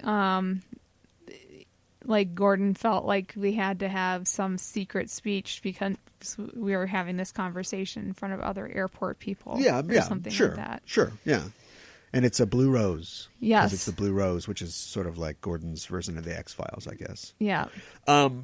Cases that involve some sort of mystery, some sort of supernatural element that we can't explain. Yeah. And it's Deer Meadow. And I want to say a comment about Deer Meadow, first of all, which is that we get I like that there is an overriding sort of plot or sort of setting that isn't necessarily has any bearing on our individual characters. Sure. Like Laura is experiencing something very specific, which is sort of tied in an ancillary way to the conflict that is going on in Twin Peaks, which is, yes, are there enough donuts for Sheriff Truman, but also there are forces in the forest, and the boys club or whatever they're against those forces. Sure. But they don't even really know what they're fighting against. They just know there's something bad in the forest that they have to sort of keep back. And they do. Right. Presumably with their cheery sort of 50s, Americana vibe. Must keep it back behind the curtain. But maybe Deer Meadow, I think Deer Meadow is like a town where that failed. Okay. Because Chris Isaak is nominally the Dale Cooper-ish type guy. Yeah, he is. They roll into Deer Meadow to investigate Teresa Banks's murder. And they go to the first thing they do is go to the sheriff's office. Yep. Everybody in the sheriff's office is an asshole. Yep. The receptionist isn't nice and kind of dotty. She's an asshole. Yep. They kind of want them out of there. They're not going to help them at all. Later on, they go to Ray's Diner or whatever. It's not like the Double R. Right. You want to hear about the specials? We don't have any specials. It's sort of like the crap sack version of Twin Peaks. Yes. Where something, maybe Teresa Banks was there while she was a madam. Madam in high school. It's so enterprising. Yes, it is. But maybe she was there, Laura Palmer, or maybe there was something that happened there that is like what happened here.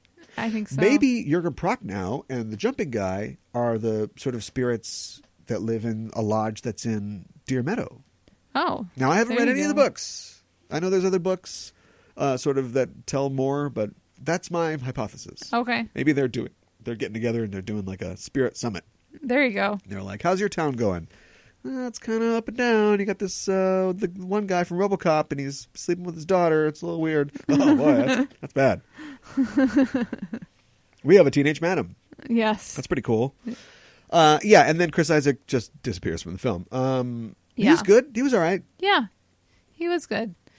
He was good as a Dale Cooper type. And apparently he had that role because Kyle MacLachlan didn't want to have as big of a part. I know. Kyle MacLachlan, I don't want to be typecast as this guy who is very stilted in his line delivery. It's like, too late, guy.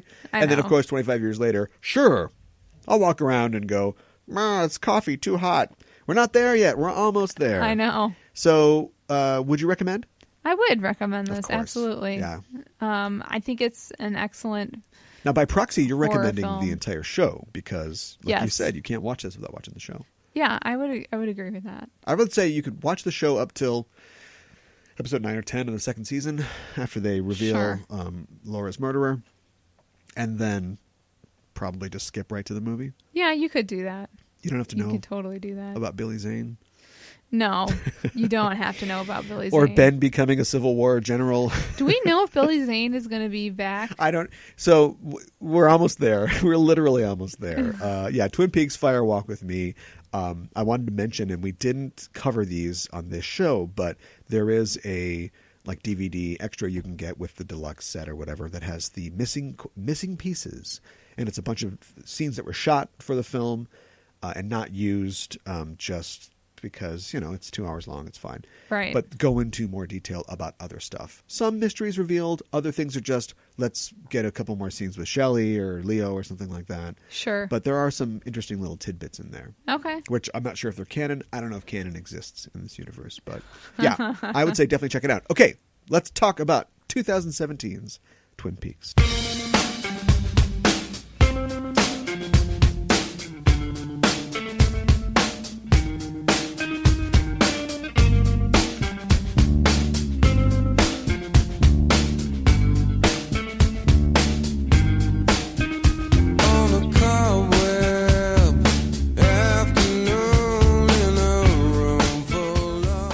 I haven't looked at the cast list because I don't want to be spoiled. That's fair. There are certain things that I know. 217 cast members have been announced. Holy cow. And so I have not combed through that list for the name William Zane Esquire. But seeing as how he was added to the show in the wake of Lynch kind of checking out because he didn't like the fact that the network was meddling with the show, and him and Frost were starting to kind of go on the outs, and so I think a lot of things happened without his kind of say-so. Yeah, and it's 18 episodes, like we said. It's described as basically they kind of buttonholed Lynch on like what it's really about, insofar as Twin Peaks could be about anything. Yep. And he said that it's nominally about Cooper's odyssey, back to Twin Peaks. Sure. And 4 episodes in, I could see how it would take 18 episodes for him to get back to Twin Peaks. Yes. Because they are taking their sweet ass time with this show. They really are. Yeah. Let's talk about the cast really fast. Like I said, I do know that some people are in it. I do know some people aren't in it because they're not alive. Right. This is a show that, yes, it's a show that featured adult actors. Mm-hmm. This is the 25-year later reunion. You're not going to have everybody, but some of these people met untimely sort of ends, like young deaths, in my opinion. Okay. Like Miguel Ferrer. Yeah. Should not be dead. No. It's too bad. And it's also spooky in that a lot of these actors completed their scenes and then died. Because Miguel Ferrer died that is weird. in January or so, and his parts were already done. Okay. Catherine Coulson as the log lady yes. Shot her scenes very early on because even at that point she was very sick and I think knew she was going to die. Yeah. And she has a very interesting history with Lynch. I think we talked about this, I don't know, at some point before. But she was an actress and like a performer in New York and like an avant-garde kind of performer, I think. Sure. And so she had a connection with Lynch there where they would collaborate on things. And so, yeah, that's too bad. That's a loss. Jack Nance, of course, has been dead for a long time, so we're not going to see Pete on the show. Don Davis, who played the general, what's his name? Okay. Who was abducted by aliens? Yes. Actually appears in the show. Yeah. And he's been dead since like 2004 or 5. Yeah. So they must have got like permission to use his likeness. Posthumously. Yeah, because he shows up as kind of a spirit. David Bowie, clearly. They use his character. I think that must have been... Well, we know that he died fairly recently, but I think he was planned to be in it for a while. Okay. Because they've referenced Jeffries many times now. Yes, they have. He exists as a character in this, even though the actor is not present. Warren Frost, who played Donna's dad.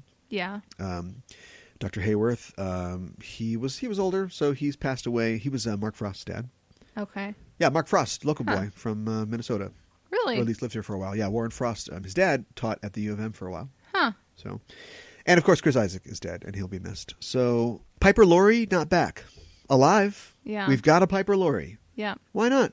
I have no idea. Let's get her back in here. Just because Pete's dead doesn't mean that we can't have Catherine be around. That's true. Yeah. But Lynch said that he couldn't find a part for her. Or he didn't think that he could find a thing for her. So apparently the mill burns down. She comes back as a racist caricature. Everybody realizes it's her, and they kick her out of town forever. Apparently. Why did you do that? Yeah. You're gone. And then speaking of real racial figures, Joan Chen will not be returning as far as we know. So poor Josie's stuck in that doorknob forever. Oh, my goodness. Well, no Harry. No real reason to bring Josie back, I guess. I suppose. Yeah. There are some new additions to this cast. Yes, there are. Specifically, there's a new thing where at the end of every episode, we cut back to the Bang Bang Bar. Yep. Who has gotten a new booker and has greatly improved their stage and is hosting all kinds of traveling talent. Yes. Featuring at the end of every episode as the credits run, some new wave or post, whatever you call, whatever the cactus blossoms are. Yeah. I know they're country western, but they're like ironic country western. Or bands like, the Chromatics or something like that. It's going to be, what did you say? Like some 9 with a synth? Yeah, something like that. Yeah, right. Just shaking her hips, and then we're just going to go out on that. Yeah. David Lynch, he's got a radio program on Sirius. Yeah. He likes music. He keeps up on that.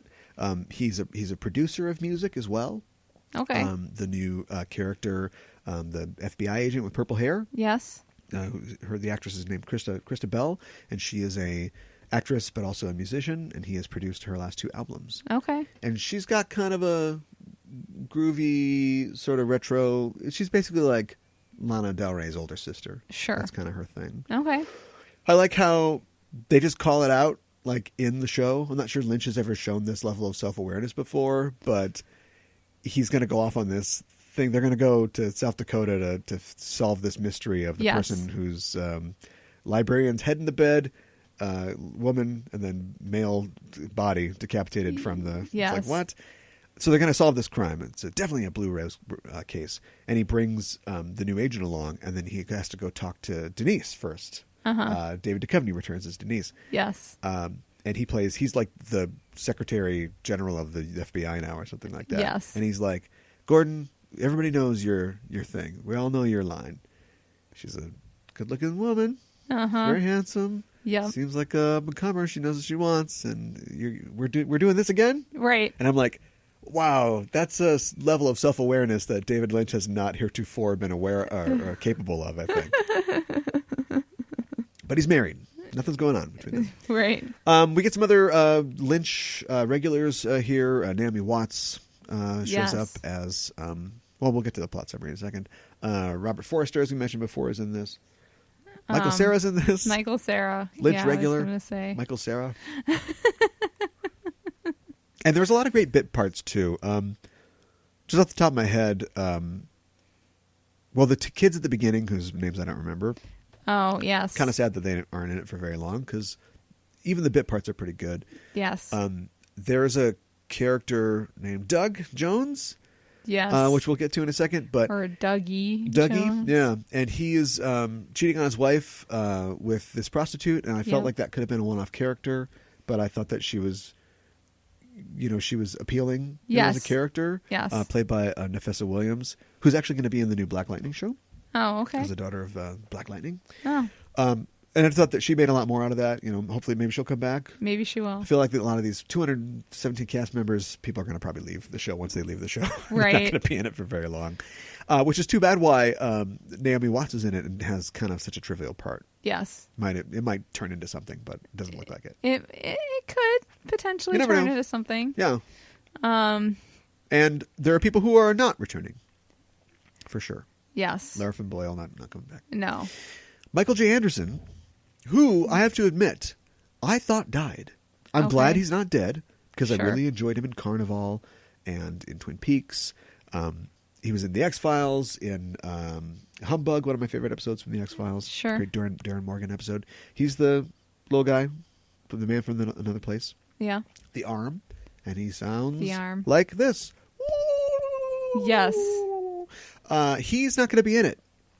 Okay. He claims that he was lowballed by Lynch, and so he didn't want to take the offer. Okay. But also, and I've heard this on the internet, so take it with a grain of salt, but he's made what could be conceived as anti-Semitic and anti-Islamic posts. Okay. He's a strong Trump supporter. Okay. And he doesn't like political correctness. Oh, boy. And he also might have obliquely accused Lynch of raping his own daughter and having his best friend killed. What? Yeah. Huh. I wonder why Lynch doesn't want him back on That's the show. why the Arm is a tree now. Right. Yeah. So the evolution of the Arm, quote unquote. Into a CGI character, because we don't want you anymore. Yeah. Oh, man. But hey, more lines for Mike. So it's too bad. Cariel Strucken is back as the Giant. Yes. Although he is credited as ? They don't call him the Giant. Question mark? Yeah. So we don't. The evolution of the Giant, I guess. I guess so. Kind of surprised he's still alive. I know. He's up there. He is. Mr. Hahn, thank you for the drinks. And Sherilyn Fenn is coming back, supposedly, but she also had quite a bit to say in that kind of vague tweeting kind of way about David Lynch. Like, I think that she might not have gotten paid as much as she wanted to. Okay. And she's like, oh boy, if you knew the truth about David Lynch, oh boy, frowny face emoji. She play Audrey? Yes. Okay. I was wondering if she was coming back or not. Because she got blowed up real good. Well. It's Twin Peaks. Yeah. Well, She'll come back as a different. She'll come up in blackface. stop it. There you go. That's all that fixed that. Awful. Yeah. Matthew Lillard also appears. Yes, he does. As Bill Hastings, a guy who is supposedly falsely accused of the murder of this librarian, but we don't know. We don't know. Here's something we do know. Matthew Lillard got old while we weren't looking. Yeah. I'll say. Yeah, I mean, I know he's not that old, but he looks like he could be the guy who on SVU who raped his daughter. You know what I mean? Yeah, exactly. At the beginning, he's all like, "I can't believe this has happened," and then they interview him a couple times, and oh no, it's pretty clear that this, and then they have to chase him down, and they get him. Right. Like he could totally do that. Yes. And it's kind of what he's doing now. It is kind of what he's doing now, for sure. And we meet his wife, played by Cornelia Guest, who is kind of, I've seen her in a couple things, but not anybody that you'd really know, who doesn't last long. No. And also there is the all-black ghost that's in the cell a couple doors down. Yep. Who disappears. Yep. And turns into a head. Uh-huh. Twin Peaks. Good to have you back. It's like, what's happening? Good to have you back. I don't understand what's happening. Well, tell us what's happening. There is no word limit, but try to, in the 4 episodes you've seen so far, give us the state of Twin Peaks and what's the hook here. Oh boy. Well, there's a lot going on. Yeah, don't worry about that.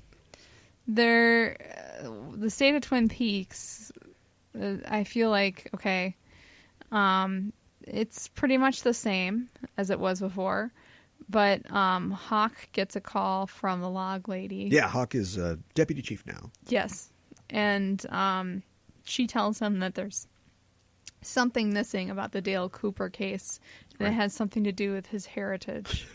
Yes. So then he goes through all the evidence and everything and is combing through it to try to figure out what's missing. Mm-hmm. And then later on, we spend 10 minutes contemplating whether it's the chocolate bunnies. Yep. It's like, okay. Yeah, we do. So, and apparently it's Lucy not ate some about the bunnies. Yeah, Lucy ate some evidence, apparently. So, is it about the bunnies? It's not about the bunnies. It's not about the bunnies, no. What else is happening? There is this kid in New York who is Oh, yeah, the show opens with this, yeah. Watching this clear box that has, like, cameras on it and everything. And he's never seen anything appear, but he's waiting to see if something appears. And while he's out talking to this one girl and looking around and stuff like that, we see Dale Cooper float in there from the lodge. So Dale Cooper is told that he is free to go from the Black Lodge, but his doppelganger needs to return. He's told by Mike. Yes. Who the show opens. Well, the show opens and he's having a conversation with the giant. Yes. Or the question mark guy. Yes. And then Mike asks him, is it the future or is it the past? Yep. Wink, wink. And then Laura Palmer shows up. Yep. She's not supposed to be there. Right. There was an angel at the end of the movie. Well, but she's... Is she trapped in the Black Lodge, like her spirit? Yes. Oh. Because, like, she told him at the end of the series or whatever, I'll see you in 25 years. Yeah, and also Michael Anderson told him that the next time you see me, it won't be me. Right. That's true. All I'm saying is, unless you think David Lynch has a Palantir and he's looking into the future, like, some of this is self-fulfilling. Yeah, that's true. Although, so my plan was to turn you into a Trump supporter over the course of 25 years so that I can reject you and then cast somebody else so you don't look like yourself. Some of it is fate, some of it is design. I forgot to mention that there's something about Cheryl Lee.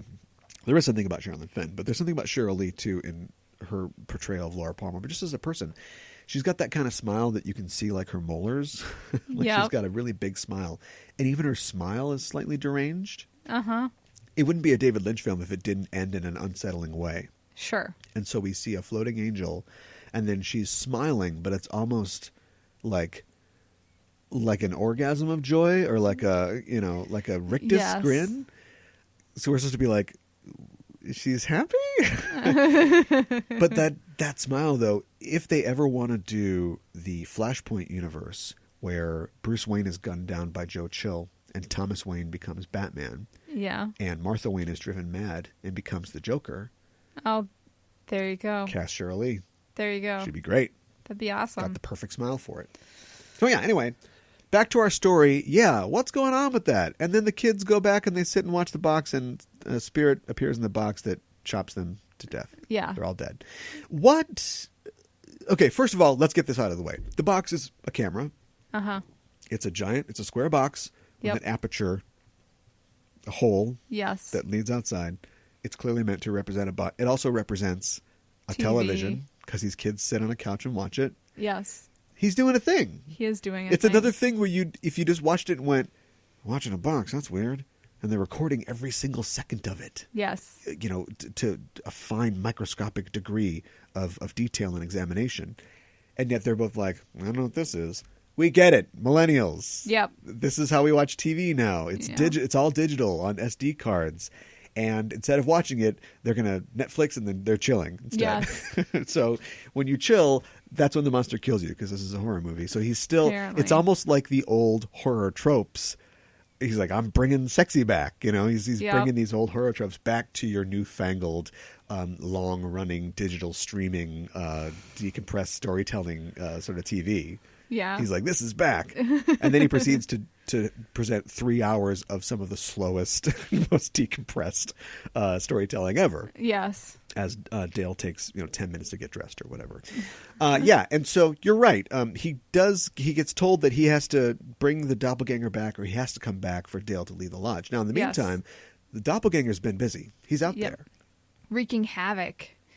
And he is basically killing and murdering people, and he just wants what he wants, which is partially the coordinates, then which he will be pulled back into the lodge, which is what he's after right now. I guess. I think he wants to avoid going to the lodge. He does. Yeah, because he likes being out. Yes.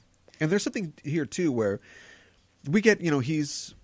Well, sorry, once again, I forgot to mention that Frank Silva died a long time ago. So we don't have... He's the guy that played Bob. Okay. Ostensibly, Yes. the doppelganger is, possessed by Bob. Bob possessed Leland Palmer before, but now this is some sort of creation or homunculus or something like that. Yes. We see him in the TV show when he comes out and he's got the weird eyes and he's chasing Dale around. Yes. But it isn't just that. I thought it'd be like Dale himself is possessed, let out into the world, bashes his head into the mirror. How's Annie? But that was Dale. But no, apparently that is some other creation. That is his dark side doppelganger. Yeah, and the real Dale has been trapped in the lodge, all these years. Yeah, we should have listened to Heather Graham when she woke up in Laura's bed in that weird scene in the movie. So that's what's going on. And so, we'll never see Bob again unless they have some archive footage of him squatting behind the bed or something. Right. But yeah, he is possessed. The what do they call him? Like DC or something? Mr. C. Mr. C. Yeah. Yeah, they call him Mr. C. And so Mr. C is doing his best. He's running some kind of criminal empire, and he's doing something. We don't know exactly what it is, but he's trying to avoid coming back. And Right. he seems to. Yes. Through very confusing circumstances that I'm sure Vulture will have a great explanation for. But we cut to another character played by Kyle MacLachlan. Yeah, so named- another doppelganger named Dougie. or something. I don't know. Yeah. And so when the time comes, like it's 3:00 or whatever, and the time Right. comes for this transference to happen, and the evil Dale is very affected by it. So is the Dougie guy. Yep. And they barf like gelatinous, same time. multicolored Jello, and there wasn't room for it. And they swap places. Yep. Well, actually, they don't. Dale ends up swapping places with Doug and becomes Doug, and the evil guy stays exactly where he is. And Doug goes to the lodge, Yep. and Mike's like, "Who are you?" And his head blows up or something, and then he turns into a gold marble. Yeah. I don't know. Pretty much. So, but he is wearing the green ring from Fire Walk with Me. Yeah. Which is weird. Yeah. Well, and we didn't even talk about the ring because I think we talked about it 2 years ago, but that's supposed to supposedly, I guess, signify it protects you, like it keeps you from being possessed. Okay. Because the thing with Bob is that he wants to be Laura. Okay. I think killing her is secondary because he wants to possess the best person to possess. I think that he is drawn to people who have evil in them already. Okay. And so that's why Laura is, this innocent, semi-innocent person. She has an innocent side of her, but she's got this capacity for evil. And that's why Bob always wanted to, of course he wanted to, inflict himself on her, but he also wanted to possess her to be like the awesomest possessed person ever. Okay. And then we'd get another show where she's wearing a black leather jacket and going around, which could be awesome. There you go. But instead she, in the train car gets to put the ring on, and then he can't possess her, so he kills her. So yeah, we don't know why Doug has this ring on. Right. We don't know if he is, I am assuming that he is some kind of creation. Like he was like the doppelganger, like he was ginned up somehow as insurance maybe by the doppelganger guy. So like when this happened, he would switch with them instead of, switching with the doppelganger. I would think so. I don't know. That's what I got. I don't know. But like Dougie has like a family. Yeah. He's like married to Naomi Watts' character, and they have a little kid, Sonny Jim. Sonny Jim. Yep. Who does not look like a Sonny Jim. No. But yeah, so he's got a whole life, which is weird. Yes. And Dale comes back and he's not quite the same. No. He's really lost. 4 episodes are out. He's said maybe 3 lines that are actual lines of dialogue. Yes. And the rest is him looking at things. Yep. And then him repeating. When he comes back, he's apparently, it's going to take a little time to get his sea legs or something. Yep. Because he's just nearly catatonic. Yep. And just repeats what people say. Mm-hmm. And of course, because this is a TV show, that works. Yep. Instead of them being like, oh my God, we got to get this guy some help. He's having some kind of episode. Maybe he's got a head injury or something. They're like, call for help. Oh, you don't need any help. You're in a casino. Right. They just kind of build the conversation around him. Exactly. So he finds himself, he wins 30 jackpots at the casino, and Brett Gelman is really mad at him and kind of threatens him, and then sends him home to Naomi Watts. And that's kind of where we're at. Yeah. He has some coffee. He does. He gets really excited about it. So I think that's supposed to be our sort of glimmer that there's something of the Dale that we know in there. Yeah. But Jesus, if it's going to take, this is a long time to get back to what we all want to see, which is thumbs up, damn good pie, and himself in mysteries and stuff. And it's almost like they're teasing us. They're like excruciatingly drawing this out of us. The only complaint that I have is that's what they want to do. Fine. I get that that's the story for 18 episodes. But we all want to see that, and a lot has changed, If the cast looks like melted candles now, a little bit. And so, he's got the hair and he's got the suit and everything, but he's old Kyle MacLachlan. Yeah. And if you could just get like one scene of him being like, all right, Harry, well, let's do, you would I'd feel a little more at ease. Yes. But instead it's his kind of like semi-jowly face just blankly staring at things that are happening behind the camera. Yes. And so it works because now he's going to be this weirdo that can't talk for a while, but I don't feel like it's Dale. I know it's Dale, but I haven't made that connection.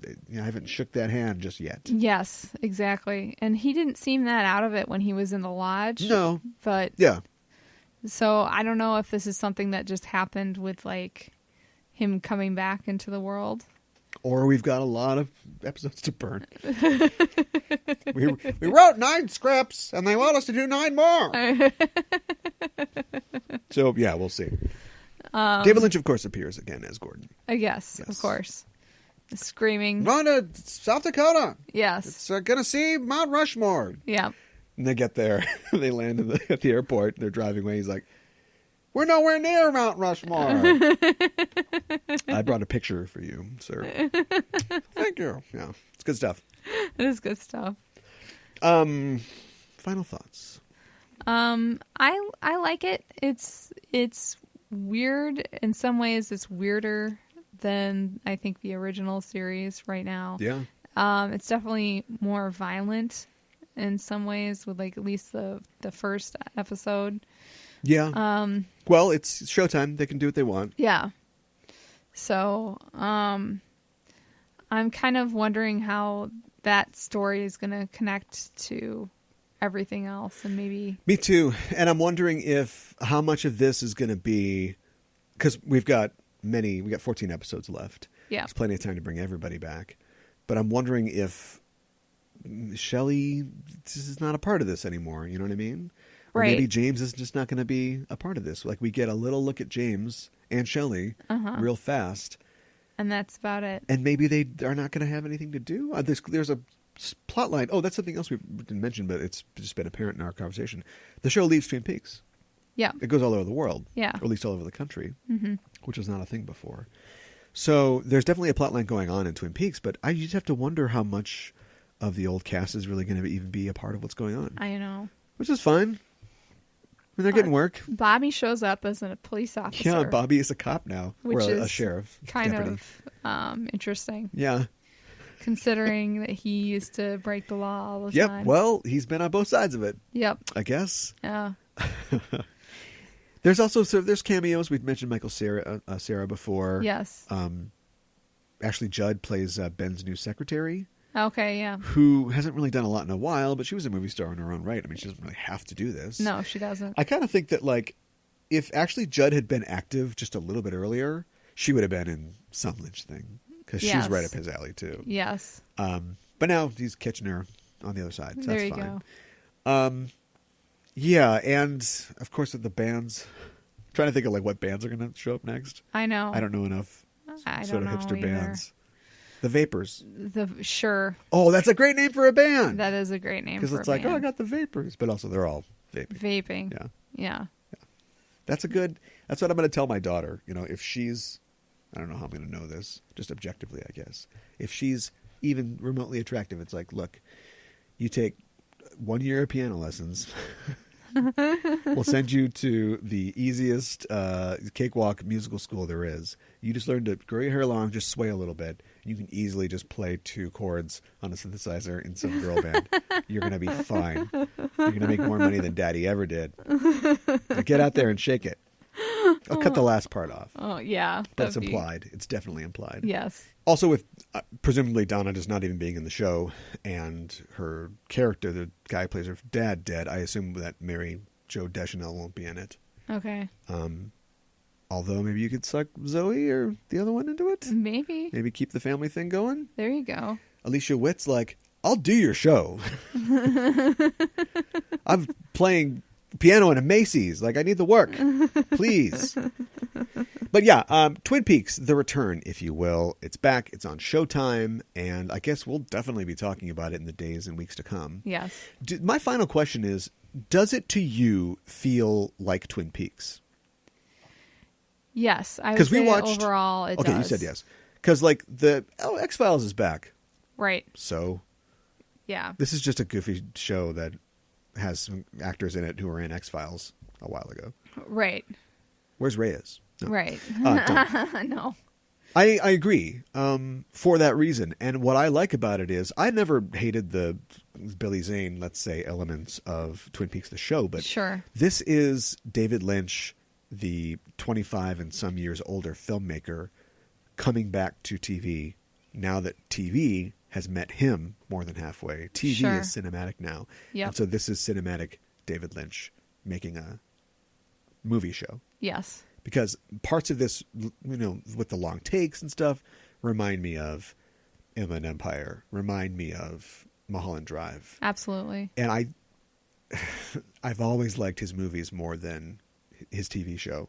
Uh-huh. Or on the air, whatever.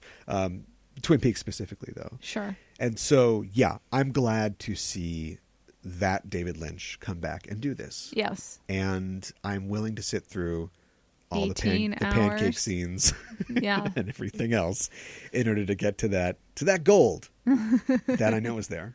That gold marble. That gold marble that's inside Dougie. Yeah.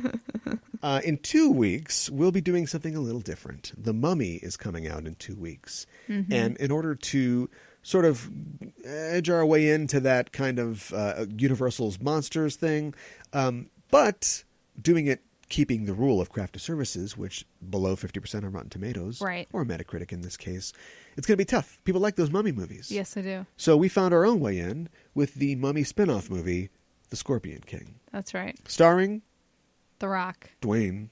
Wayne. The Rock. Johnson. Are you doing your Dale Cooper? Maybe I am. Yes. The Rock's first major starring role.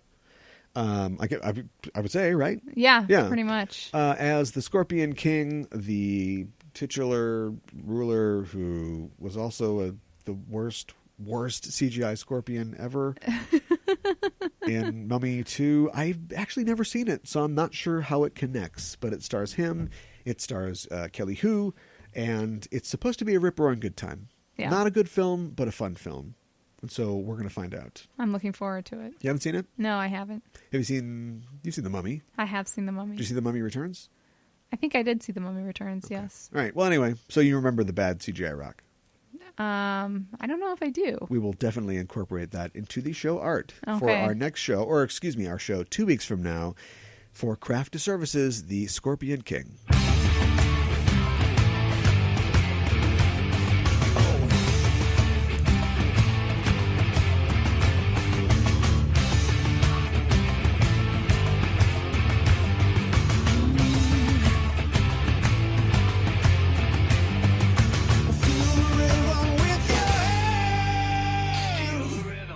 Next time on the show, the very next week, the very next show, it is Wonder Woman Day. Yes. That's a day, right? Sure. They must have declared a Wonder Woman Day because They must have. Warner Brothers can't make good movies. Or is that changing now with Wonder Woman? But they definitely have the PR down, so it's Wonder Woman Day somewhere. Yes. Linda Carter is on a commemorative coin or something like that. I'd buy that. Yes, and the Wonder Woman movie is going to come out. We're going to have our review of it. And because it's Comic Book Club, we luckily have an easy job finding a connection there. We decided we're reading the first 6 issues of the George Perez 80s reboot run of Wonder Woman. That's right. Writing and drawing it, George Perez, famous storied comic book artist, kind of changing it up, changing the world of 1D a little bit. Yeah. Steve Trevor is an old guy. He's not a romantic interest in this case. Okay. Etta Candy is, an accomplished Army or Navy officer or whatever. Okay. And we're flipping the script here. It's a little Okay. different. This is right around the time of Crisis where a lot of things are changing for DC Comics. And so it's a different look, more integration of the mythological elements, and a lot of side boob. Okay. So Not sure how I feel the about more the things side boob. change, the more they stay exactly the same. So we'll be talking about that. So read up on that. You've probably got it. You can find it anywhere if you want to read along with us. In the meantime, you can check out our side. No, these transitions are tough.